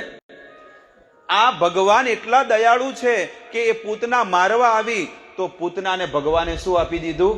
પોતાનું ઘર આપી દીધું રહેવા માટે, કે જાઓ વૈકુંઠમાં રહો તમે.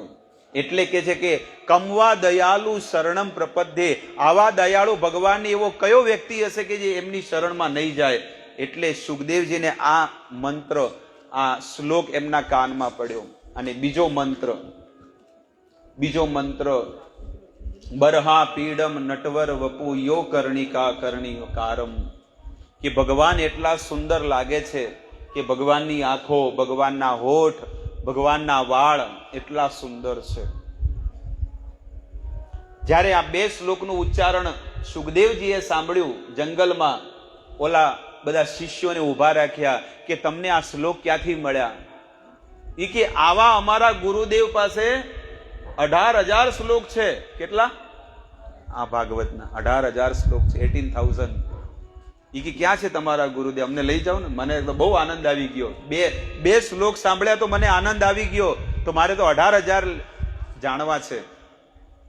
જેવા ગયા પોતાના ઘરે જ ગયા. જ્યાંથી નીકળ્યા હતા, જે ઘર છોડીને ગયા ને એ જ ઘરે એમનો શિષ્ય લઈ ગયો. અરે કે આ તો મારા બાપાનું ઘર જ છે એમ, વેદવ્યાસજીનું. પછી પિતાની પાસે સંપૂર્ણ વેદોનું જ્ઞાન લીધું, ભાગવતનું, અને એ સુખદેવજીએ કંઠસ્થ કરી લીધું. આવી રીતે સુખદેવજીએ આ ભાગવતને લીધું. અને હવે સુખદેવજી, સુત ગોસ્વામી આ કથા કરે છે. સુત ગોસ્વામી નૈમિષારણ્યમાં આ કથા કરે છે કે સુખદેવજીએ આવી રીતે જ્ઞાન પ્રાપ્ત કર્યું. આ કથા કોણ કરે છે? સુત ગોસ્વામી કરે છે. આખી સુખદેવજીની, વેદવ્યાસજીની કથા કરે છે કે આવી રીતે આ સુખદેવજીનું પ્રાગટ્ય થયું.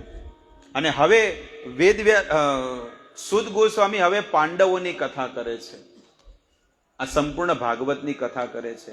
એની કથા કરતા પહેલા સૌથી પહેલા ભાગવતની મહિમા કહે છે કે ભાગવતની કેટલી મહિમા છે. પાંડવોની કથા તો પછી કહે છે, પણ પહેલા ભાગવતની મહિમા કહે છે કે આ ભાગવતને સાંભળવાની કેટલી મહિમા છે. કે આ ભાગવત એટલું પવિત્ર ગ્રંથ છે કે આ ભાગવતને સાંભળવા માત્રથી કૃષ્ણ પ્રેમ ભક્તિ એની અંદર આવી જાય છે. આ ભાગવત મુક્તિ આપવા વાળો ગ્રંથ છે. આ ભાગવત સંસારની માયા ઉપર વિજય પ્રાપ્ત કરવા વાળો ગ્રંથ છે. સુત ગોસ્વામી કહે છે કે આ ભાગવત જો કોઈ પિતૃઓના નિમિત્તે પોતાના ઘરે કે કોઈ પવિત્ર સ્થાને પણ કરાવે ને તો એના પિતૃઓ પણ તરી જાય છે. આ ભાગવતની અંદર એટલી મહિમા છે.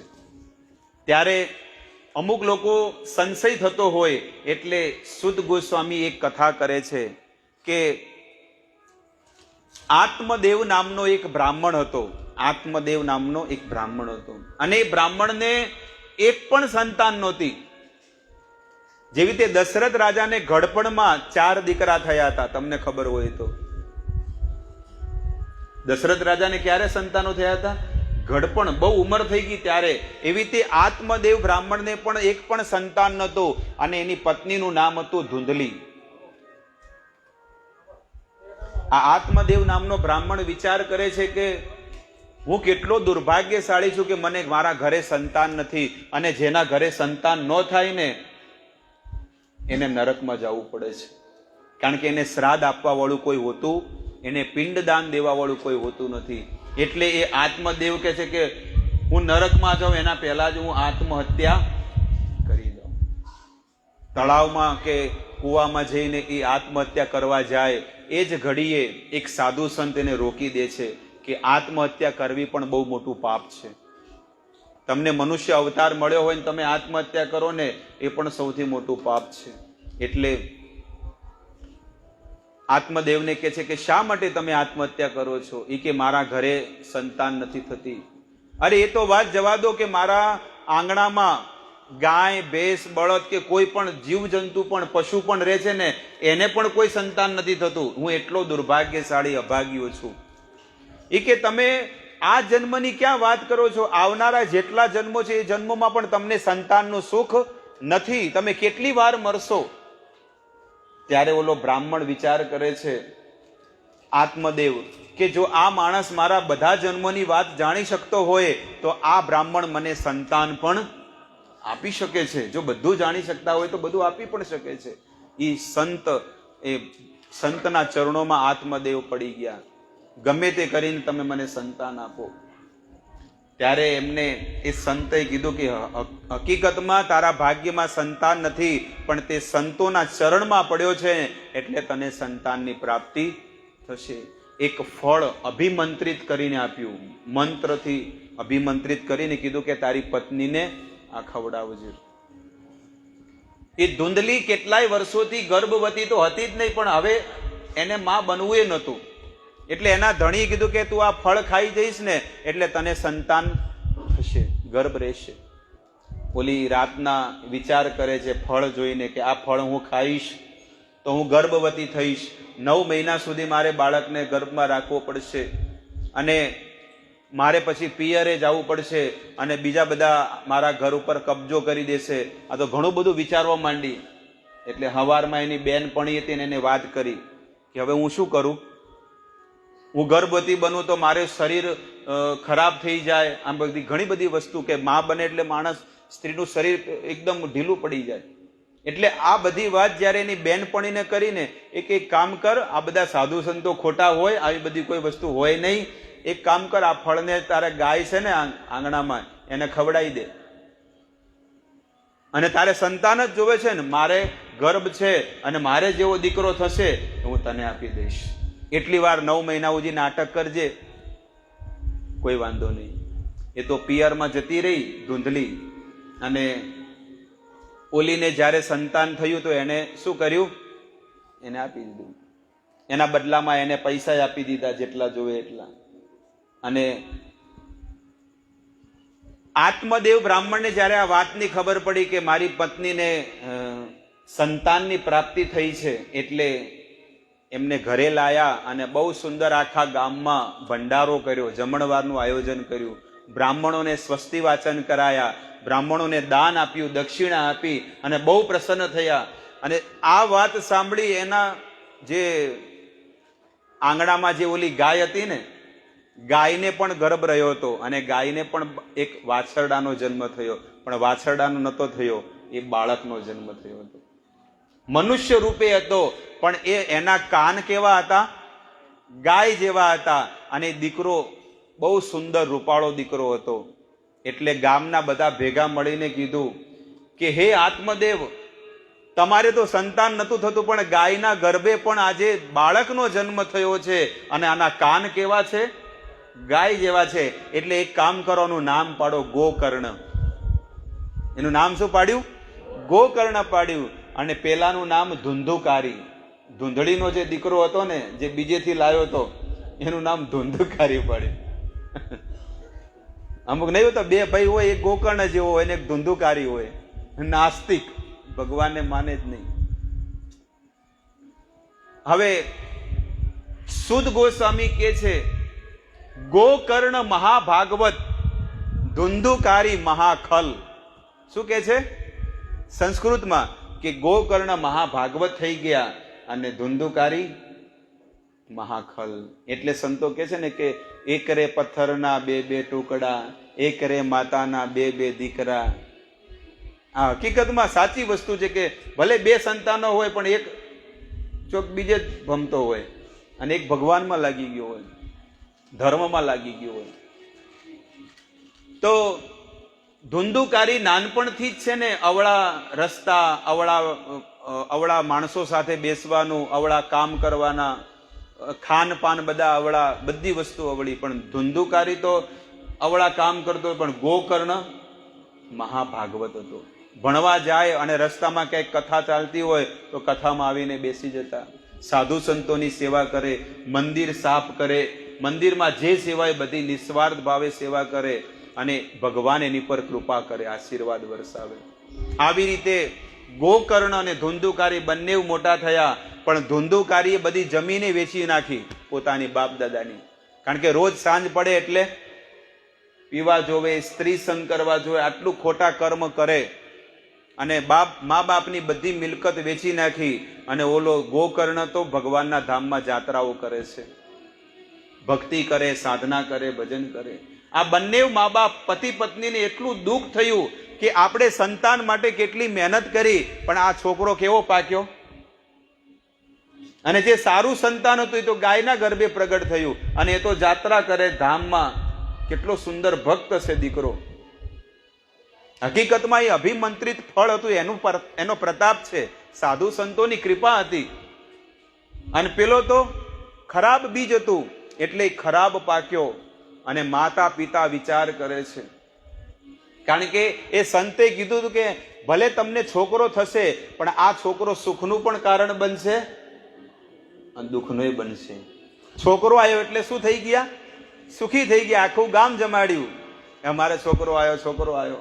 અને પછી મોટો થઈને ખોટા કામ કર્યા એટલે દુઃખી થઈ ગયા. અને માણસ દુઃખી થાય એટલે શું કરે? મરી જાય. બંને જણા પતિ પત્ની મરી ગયા. અને ગોકર્ણ આયા અને માતા પિતાનો શ્રાદ્ધ કર્યો. એમને ખબર પડી એટલે. અને થોડાક સમય સુધી ત્યાં રહ્યા અને ફરીથી જાત્રા કરવા જતા રહે, કારણ કે એમને ઘર સંસારમાં મોહ મમતા નથી.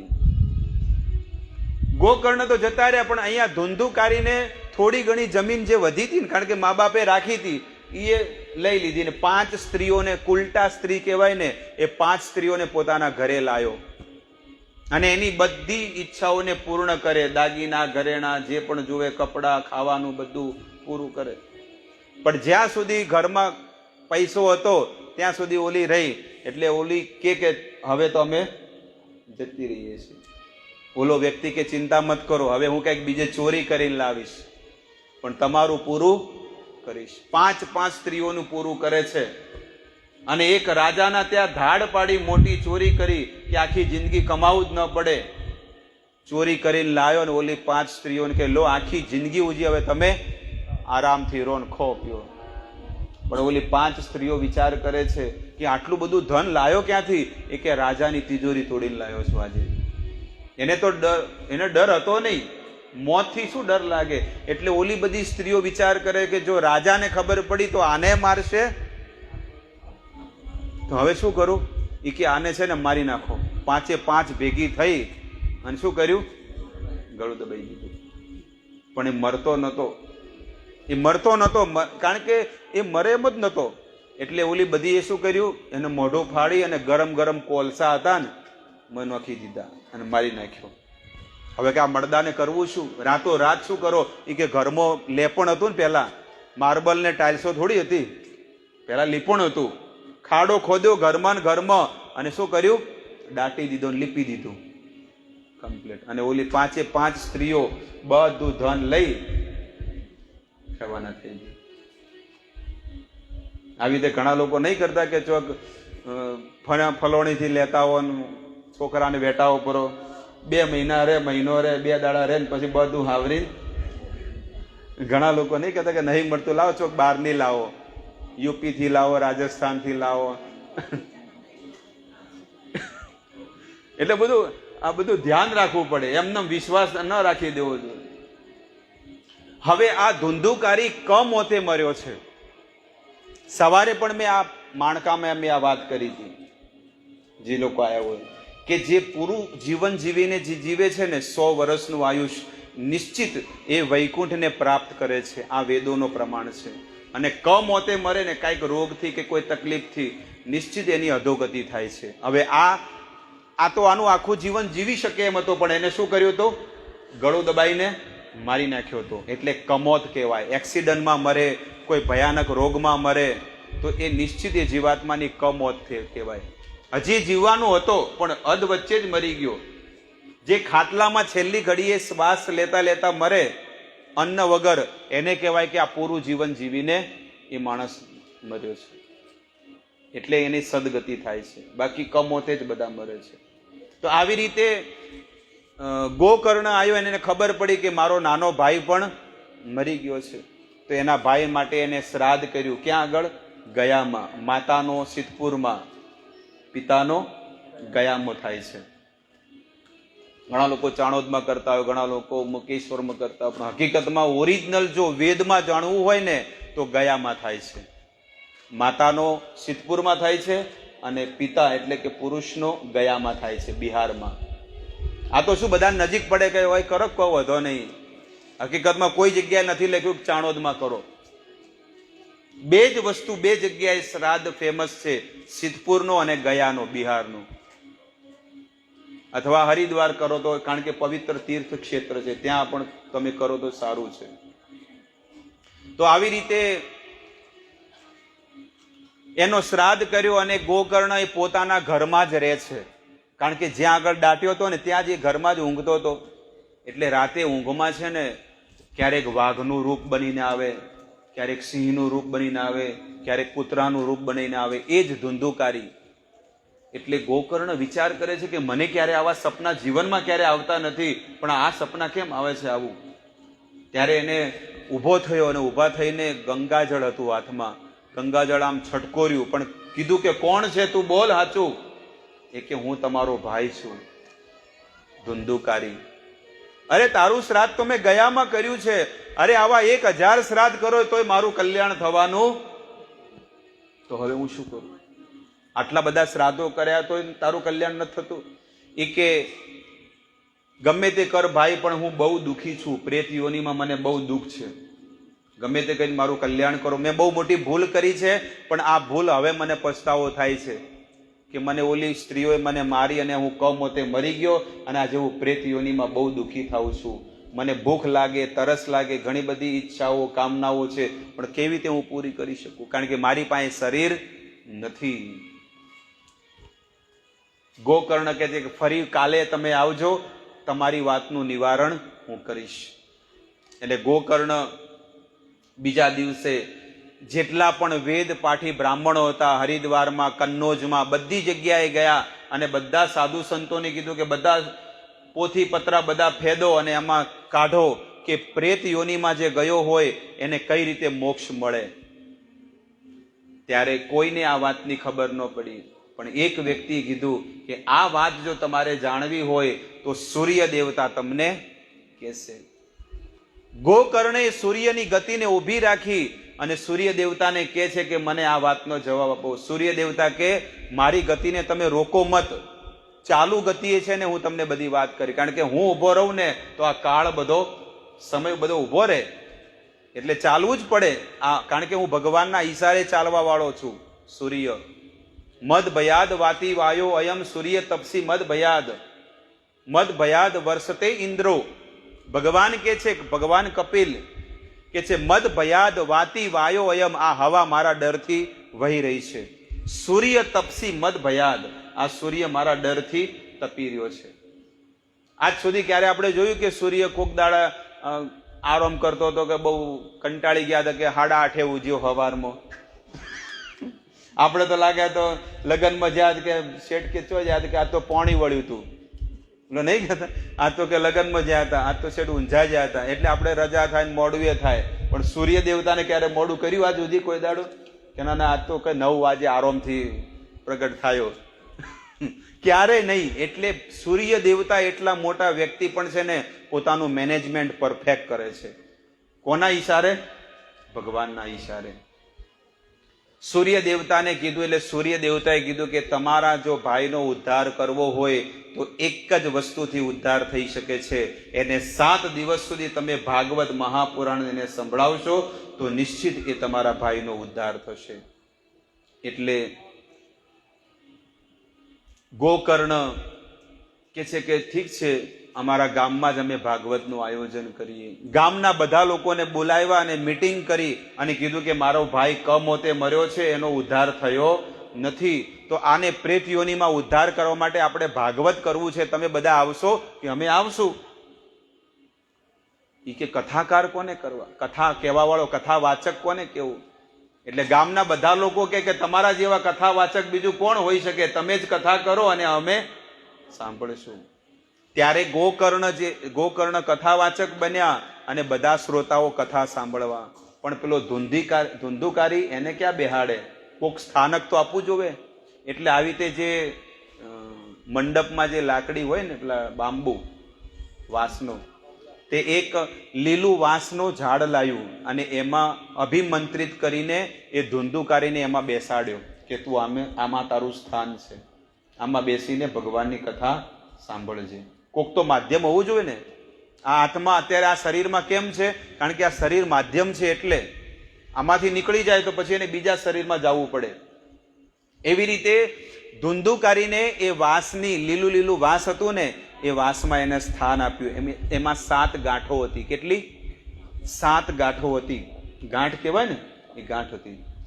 ગોકર્ણે એ કથા સ્ટાર્ટ કરી પહેલા દિવસે, ઓમ નમો ભગવતે વાસુદેવાય, અને પહેલા દિવસે જ્યારે આ કથા સ્ટાર્ટ કરી અને પહેલો દિવસ જ્યારે સમાપ્ત થયો એટલે પહેલા દિવસે પહેલી ગાંઠ ફાટી ગઈ, તૂટી ગઈ કે આ કમ્પ્લીટ થયું. બીજા દિવસે બીજી ગાંઠ તૂટી, ત્રીજા દિવસે 3, એમ કરીને 7 દિવસ પૂરા થયા અને 7 ગાંઠો તૂટી ગઈ અને એ ધુંધુકારી એમાંથી મોક્ષ ગતિને પ્રાપ્ત થયો. આકાશમાંથી ભગવાનના ધામમાંથી વિમાન આવ્યું અને વિમાનમાં બેસી અને ધુંધુકારી ભગવત ધામ જતો રહ્યો. પણ જેવો એ ભગવત ધામ જાય એ વિમાનમાં ગામના બધા લોકોએ પકડી લીધું. એ કે અમે કથા ઓભળી. બધા પેલા ભગવાનના પાર્ષદોને કીધું કે અમે 7 દાડા કથા ઓભળી, અમે શું કર્યું છે, અમને લઈ જાઓ. એટલે કે છે કે સાંભળવામાં ફેર છે. તમે તો કથા સાંભળીને 10:30, 11 વાગે તો બધો વારે જોતા કે કઈ પૂરું થાય. તમે તો ટાઈમ જોતા અને તમે ઘરે જતા રહેતા ખાવા પીવા બધું. પણ ધુંધુકારી તો એ જ ભાગવત સ્થાનમાં બેસી અને એ કથાનું ચિંતન કરતો હતો કે આજે મેં કથામાં શું સાંભળ્યું, પહેલા દિવસની કથામાં શું સાંભળ્યું, બીજા દિવસની કથામાં શું સાંભળ્યું, અને આજે આ કથાનો 5મો દિવસ છે. તો આ 5મા દિવસની કથામાં શું સાંભળ્યું એનું તમારે શું કરવું જોઈએ? ચિંતન કરવું જોઈએ, સ્મરણ કરવું જોઈએ. જેવી રીતે ભેંસ, તમે જોવો છો કે ભેંસ શું કરે પહેલા અને પછી આખો દિવસ શું કરે? ચાલુ. આખો દિવસ તમે જો એનું મોઢું કોઈ દિવસ બંધ નહીં હોય.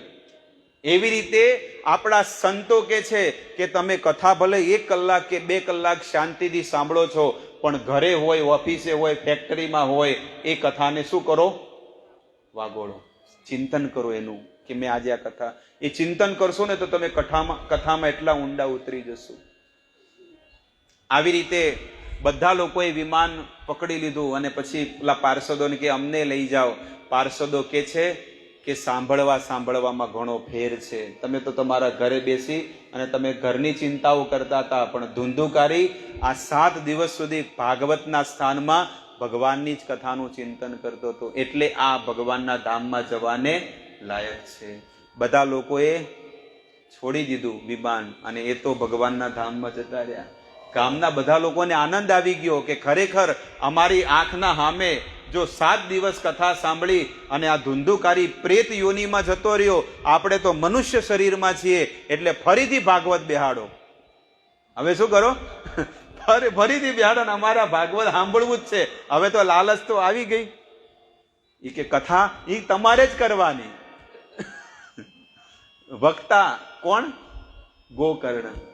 ગોકર્ણ વક્તા હતો.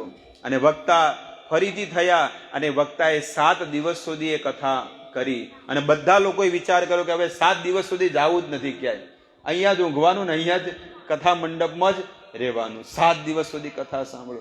અને જેવા 7 દિવસ થયા, આકાશના માર્ગેથી હજારો વિમાન આવ્યા અને એ ગામના બધા લોકોને ભગવત ધામમાં લઈ ગયા. બોલો, વૈકુંઠમાં.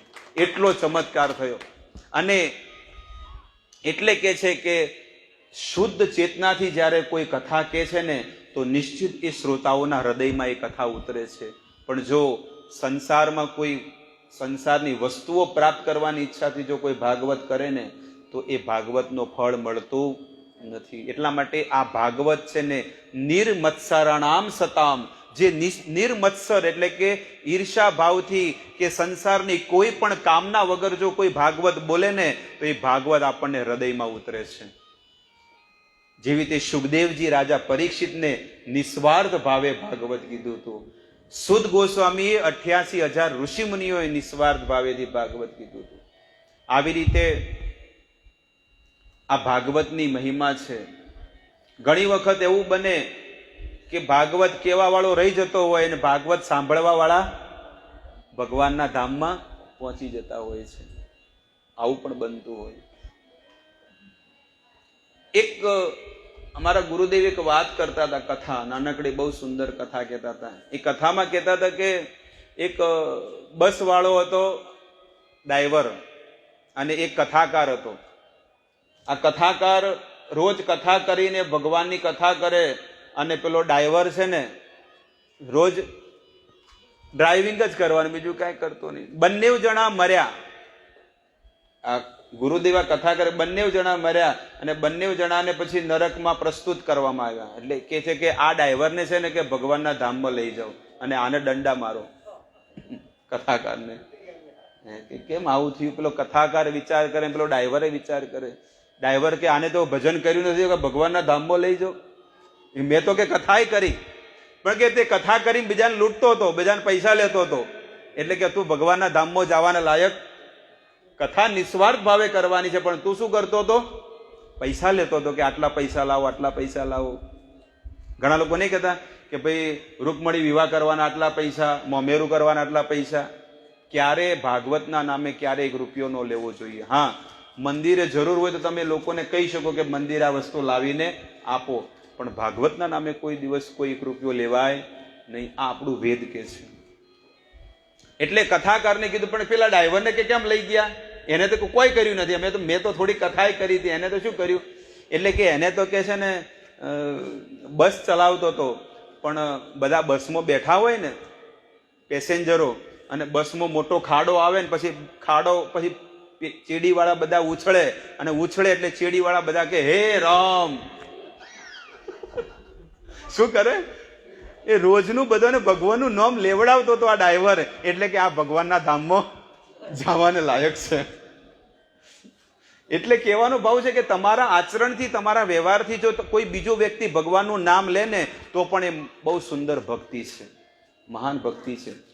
તમે કદાચ ગળામાં તુલસીની માળા તમે પહેરો અને ભાલ ઉપર તિલક કરો, અને જ્યારે તમે માર્કેટમાં જાઓ, કોઈ પણ જગ્યાએ જાઓ, અને સામેવાળો તમને જોઈને તરત જ એના મુખમાંથી શું કહેશે?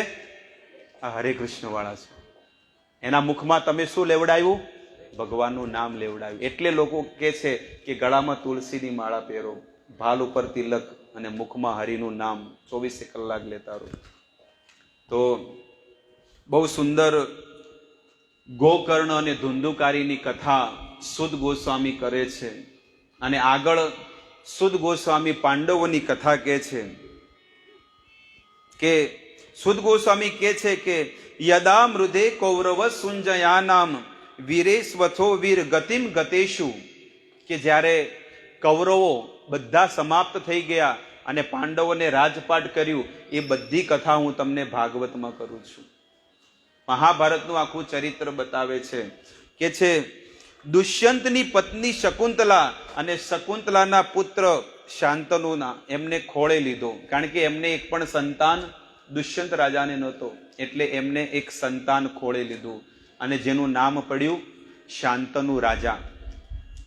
શાંતનુ રાજા, એની કથા કહે છે કે ભરત વંશનો આખો ઇતિહાસ કહે છે સુદ ગોસ્વામી, અને કહે છે કે શાંતનુના વિવાહ ગંગા સાથે થયા.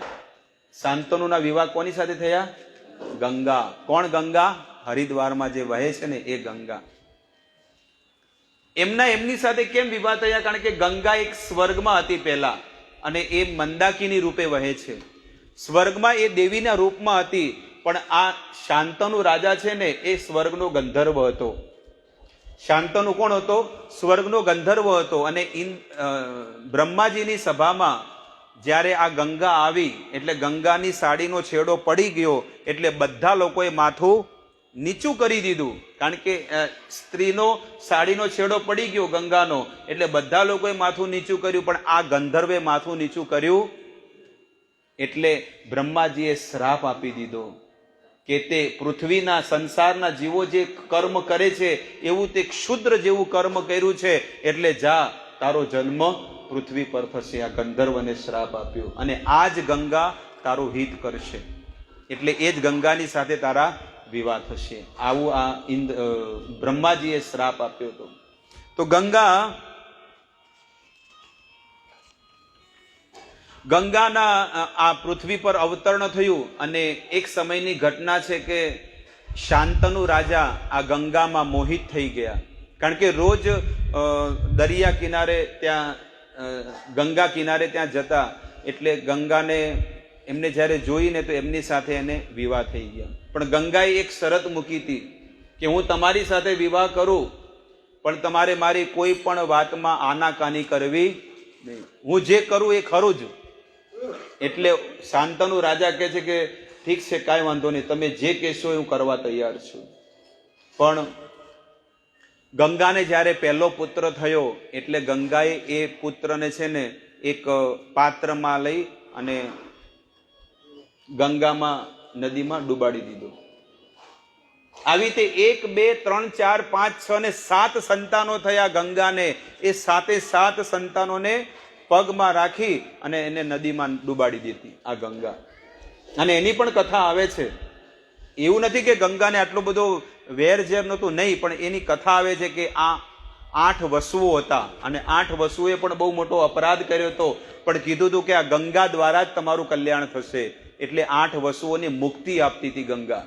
એટલે 7 લોકોને તો મુક્તિ આપી, પણ 8મું સંતાન કોણ થયા? દેવવ્રત, જેને પછી નામ પડ્યું ભીષ્મ, શાંતનુનો દીકરો. એટલે એ 8મો દીકરો જોયો ને 8મા દીકરાને જ્યારે મારવા જતી હતી ગંગા, એટલે શાંતનુએ ઝૂંટવીને લઈ લીધો કે આને તો હું નહીં મારવા દઉં. બસ એ જ ઘડીએ ગંગા જતી રહી. ગંગાએ 8 સંતાનોને શું કર્યું? મોક્ષ આપી દીધો. અને અહીંયા શાંતનુ રાજા ગંગાના વિરહમાં બહુ દુઃખી થઈ ગયા અને રોજ એ ગંગાના કિનારે જ જતા હતા. પણ ગંગાના કિનારે ગયા તો ત્યાં એક મત્સ્યગંધા એક સ્ત્રી હતી. મત્સ્યગંધા સ્ત્રી હતી, તમને ખબર હોય તો. મત્સ્યગંધા એનું નામ આવે છે.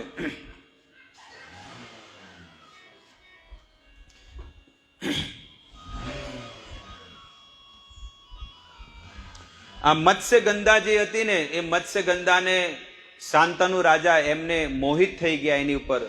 પણ મત્સ્યગંધાને કીધું કે તમે મારી સાથે વિવાહ કરો. ત્યારે મત્સ્યગંધા એ કહે છે કે હું તમારી સાથે કેવી રીતે વિવાહ કરું? ઓલરેડી તમારે પહેલો એક સંતાન તો છે જ, અને જ્યારે મારા સંતાનો થશે તો દાસ બનશે, એટલે હું તમારી સાથે વિવાહ નહીં કરું. જ્યારે દીકરાને, આ દેવવ્રતને આ વાતની ખબર પડી કે મારા પિતા કેમ આટલા દુઃખી છે મનમાં ને મનમાં. કોઈ વ્યક્તિ આપણા ઘરમાં બહુ મૂંઝાતો હોય, કોઈ દુઃખી હોય તો આપણને તરત ખબર પડી જાય કે આ મારા પિતા કે મારા ભાઈ કે મારા પતિ બહુ દુઃખી છે. સત્યવ્રત રાજાને દેવવ્રત રાજાને ખબર પડી કે મારા પિતા બહુ દુઃખી છે. જઈને મત્સ્યગંધાને કહે છે કે તમે મારા પિતાની સાથે વિવાહ કરી દો. કે હું કઈ રીતે કરું? ઓલરેડી તમે તો છો જ, અને મારે સંતાન થશે તો મારા સંતાનો તો દાસ બનીને રહેશે. એ કે હું તમારા સંતાનોને રાજા બનાવીશ, હું રાજા નહીં બનું. પણ તમારી પત્ની, તમારા વિવાહ થશે તો તમારી પત્ની થશે અને એને સંતાનો થશે તો એ રાજા બનશે. એટલે હું તમારા પિતાની સાથે વિવાહ નહીં કરું. ત્યારે ભીષ્મદેવ કહે છે કે હું વિવાહ કરું તો મારા સંતાનો થાય ને, અને હું તો તમને પ્રણ વચન આપું છું કે હું તો રાજા નહીં જ બનું.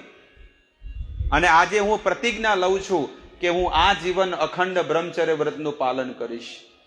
એટલે એમને એવી પ્રતિજ્ઞા લીધી. એ પ્રતિજ્ઞાને કહે છે કે ભીષ્મ પ્રતિજ્ઞા. એટલે એ દિવસથી એમનું નામ પડ્યું ભીષ્મદેવ.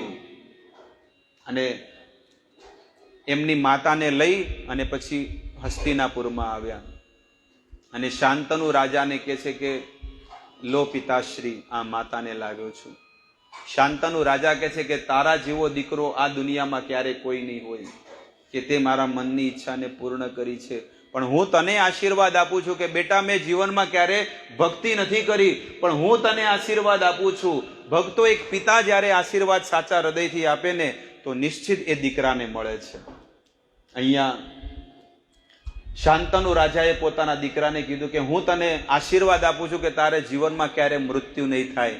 તારી જ્યારે ઈચ્છા હશે ને ત્યારે તારું મૃત્યુ થશે. અને આવી રીતે શાંતનુ રાજા એમને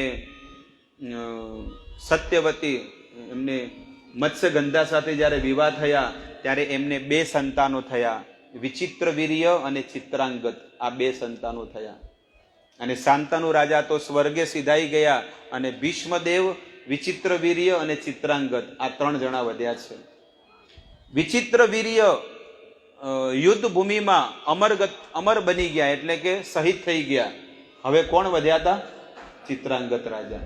ચિત્રાંગત રાજા વધ્યા એટલે એમની માતા કહે છે કે બેટા જાઓ ભીષ્મ, જઈને અંબા, અંબિકા ને અંબાલિકા, આ 3ને ઉપાડીને લેતા હો.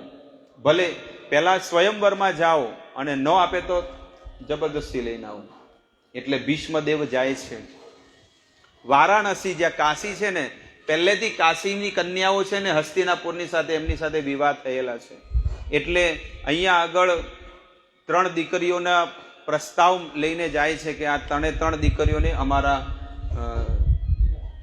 પુત્રની સાથે, સંતાનોની સાથે વિવાહ કરાવો. ત્યારે એ રાજા ના પાડે છે. ત્યારે યુદ્ધ કરે છે અને જબરદસ્તી છે ને એ સ્વયંવરમાંથી 3 કન્યાઓને ઉપાડીને લાવે છે. પણ અંબા જે છે ને, અંબા એ શાલ્વ નરેશને વરી ચૂકી હોય છે. એટલે અંબા કહે છે કે હું તો તમારા આ ભાઈની સાથે વિવાહ નહીં કરું. તો સહી સલામત સાલ્વ નરેશને સોંપવામાં આવે છે. પણ સાલ્વ નરેશ કહે છે કે હવે હું તને સ્વીકાર ન કરું, કારણ કે તારું અપહરણ થઈ ગયું છે. અત્યારનું તો હોય કહો વધો ને, હવે મળતું નહીં, તને જે હોય પાર પાડી લે. ચમ આમ તો મળતું જ નહીં. ગમે તેવું જો ચોય છૂટું થઈ ગયું હોય તો લોકો નહીં હોકતા કે મેળ પડાવજો ચોય. પણ અહીંયા સાલ્વ નરેશ ના પાડે છે કે તારું અપહરણ થઈ ગયું છે, એટલે તારી સાથે હું વિવાહ નહીં કરું. ત્યારે અંબા કહે છે, ભીષ્મદેવને કહે છે કે હવે તમે મારી સાથે વિવાહ કરો, કારણ કે તમે મારું અપહરણ કર્યું છે. એટલે ભીષ્મદેવ કહે છે કે મેં તો અખંડ પ્રતિજ્ઞા લીધી છે. ત્યારે ઓલી અંબા છે ને પરશુરામ પાસે જાય અને પરશુરામને કે તમારા ચેલાને સમજાવો કે લગ્ન કરે. એટલે પરશુરામ કહે છે કે આની હાથે લગ્ન કર. એટલે ભીષ્મદેવ કે યુદ્ધ કરવું જ કરી લો, બાકી લગ્ન તો નહીં થાય. બંને ચેલા અને ગુરુ હાથે બહુ ધમાસાર યુદ્ધ થયું, પણ ગુરુ હારી ગયા, પણ ભીષ્મદેવ ન હાર્યા. ત્યારે પરશુરામજી પછી આશીર્વાદ આપ્યા અને અંબા કહે છે કે હવે હું આ શરીરને ત્યાગ કરું છું અને આ જ જીવનમાં પછી એ શિખંડી બની. શિખંડી જે છે ને, જે ન નર ન સ્ત્રી, એક ફાતડાના રૂપમાં, અને એ જ છે ને એના મોતનું કારણ બને છે ભીષ્મદેવને. આવી રીતે આખી મહાભારતમાં કથા આવે છે. અને આ કથા સુદ ગોસ્વામી 88,000 ઋષિ મુનિઓને કહે છે. ઓલી 2 પત્નીઓ જે હતી ને એની સાથે વિવાહ તો થાય છે, પણ ઓલો વિચિત્ર વીર્ય હતો ને, એ તો કે સંતાન પ્રાપ્તિ કરવામાં સક્ષમ નહોતો. ત્યારે હવે કરવું શું, કઈ રીતે રાજા બનાવો? ભીષ્મદેવ કહે છે કે હું તો રાજા નહીં બનું, કારણ કે મેં તો પ્રણ લઈ લીધું છે. ત્યારે મત્સ્ય ગંધાએ કીધું કે કામ કરો, તમે મારા પુત્રને લઈ આવો. કોણ? વેદવ્યાસ મહારાજ. વેદવ્યાસજીને લઈ આવો અને આ બંને અંબાલિકા ને અંબિકા આ બંનેની સામે દ્રષ્ટિ કરશે અને દ્રષ્ટિ માત્રથી એને સંતાનની પ્રાપ્તિ થશે, કારણ કે પુત્ર પ્રાપ્તિ કરવામાં સક્ષમ નહોતો. એટલે હવે શું કરે? એટલે ના, એ ઘટના આવે છે કે એ પુત્ર પણ મરી જાય છે, બંને દીકરાઓ મરી જાય છે. ત્યારે કે હવે કે આ હસ્તિનાપુરનો રાજા કોણ બને? ત્યારે એ મત્સ્યગંધા કહે છે કે વેદવ્યાસજીને બોલાવો. અને વેદવ્યાસજીને બોલાવવા માટે ભીષ્મદેવ જાય છે. અને ભીષ્મદેવ વેદવ્યાસજીને જ્યારે હસ્તિનાપુરમાં લાવે ત્યારે અંબાલિકાની સામે દ્રષ્ટિ કરે છે. મત્સ્યગંધા કહે છે કે આમની સામે દ્રષ્ટિ કરીને સંતાનની પ્રાપ્તિ કરો. તો મત્સ્યગંધાની આદેશથી વેદવ્યાસ મહારાજે અંબાલિકાની સામે જ્યારે દ્રષ્ટિ કરી તો અંબાલિકા છે ને એકદમ આંધળી પડી ગઈ. એટલે એને કાંઈ દેખાણું નહીં. એટલે એમનો એક દીકરો થયો, સંતાન તો થયું તરત જ, અને એ દીકરાનું નામ પડ્યું ધૃતરાષ્ટ્ર મહારાજ, જે જન્મથી આંધળા હતા. અને અંબા તો ત્યાં એ તો શિખંડી બની ગઈ. અંબાલિકાથી અને અંબિકા જે હતી એ એકદમ પીળી પડી ગઈ. પીળી એટલે એક પીળિયાનો રોગ થાય ને, ખતરનાક, એકદમ પીળી પડી ગઈ, શરીર ઝાંખું થઈ ગયું. અને એના દ્વારા જે સંતાન થયો એ પાંડુ રાજા બન્યા. પણ પાંડુ રાજા જન્મથી રોગી હતા, વારે વારે બીમાર પડી જતા, શરીર જ રોગથી ભરેલું હતું. ત્યારે હવે શું કરવું? ત્યારે મત્સ્યગંધા કહે છે કે આ દાસીની સામે તમે દ્રષ્ટિ કરો. અને દાસીની સામે જ્યારે દ્રષ્ટિ કરી તો એના દ્વારા એ દાસી વેદવ્યાસ મહારાજનો તેજ સહન કરી શકી. એટલે એના દ્વારા સંતાનની પ્રાપ્તિ થઈ અને એ દીકરાનું નામ પડ્યું વિદુરજી. આ 3 સંતાનો થયા હસ્તિનાપુરમાં, 3 ભાઈઓ. એક દાસી પુત્ર વિદુરજી કહેવામાં આવતા. એ તો દાસી પુત્ર. પેલો તો રાજા ધૃતરાષ્ટ્ર મહારાજ, આંધળો ક્યારે રાજા ન બની શકે, બીમાર ક્યારે રાજા ન બની શકે, અને દાસી પુત્ર પણ રાજા ન બની શકે. હવે કરવું શું? કેટલા બધા દુઃખો તમે જુઓ કે જ્યારથી આ સૃષ્ટિ બની છે ત્યાં સુધી જેને જેને આ મનુષ્ય અવતાર મળ્યો છે ને એ મનુષ્ય શરીરમાં દુઃખ સિવાય કાંઈ જ નથી. એટલે આપણે ક્યારેય દુઃખી ન થવું જોઈએ કે ના મારા જીવનમાં આટલું બધું કેમ દુઃખ આવે છે. જેને જેને મનુષ્યનો અવતાર મળ્યો છે એને મનુષ્ય શરીરમાં દુઃખ સિવાય કાંઈ જ નથી. તો આવી રીતે આ કોરુ વંશનો ઇતિહાસ કે છે અને એ ઇતિહાસને આપણે કાલે પણ શ્રવણ કરશું, કારણ કે સમય અતિક્રમણ થઈ ગયો છે. તો અહીંયા જ હું મારી વાણીને વિરામ આપું છું. કઈ રીતે પાંડુ રાજાએ રાજપાટ કર્યું, કઈ રીતે પાંડુ રાજાને 5 સંતાનોની પ્રાપ્તિ થઈ અને કઈ રીતે પાંડુ રાજાને શ્રાપ લાગ્યો, એ બધી કથા આપણે કાલે શ્રવણ કરશું, કાલે 6ઠ્ઠા દિવસે. તો અહીંયા હું મારી વાણીને વિરામ આપું છું. હવે ભાગવતજીની આરતી થશે અને બધા લોકો આરતીનો લાભ લીધા પછી પ્રસાદ લઈને જઈ શકે છે.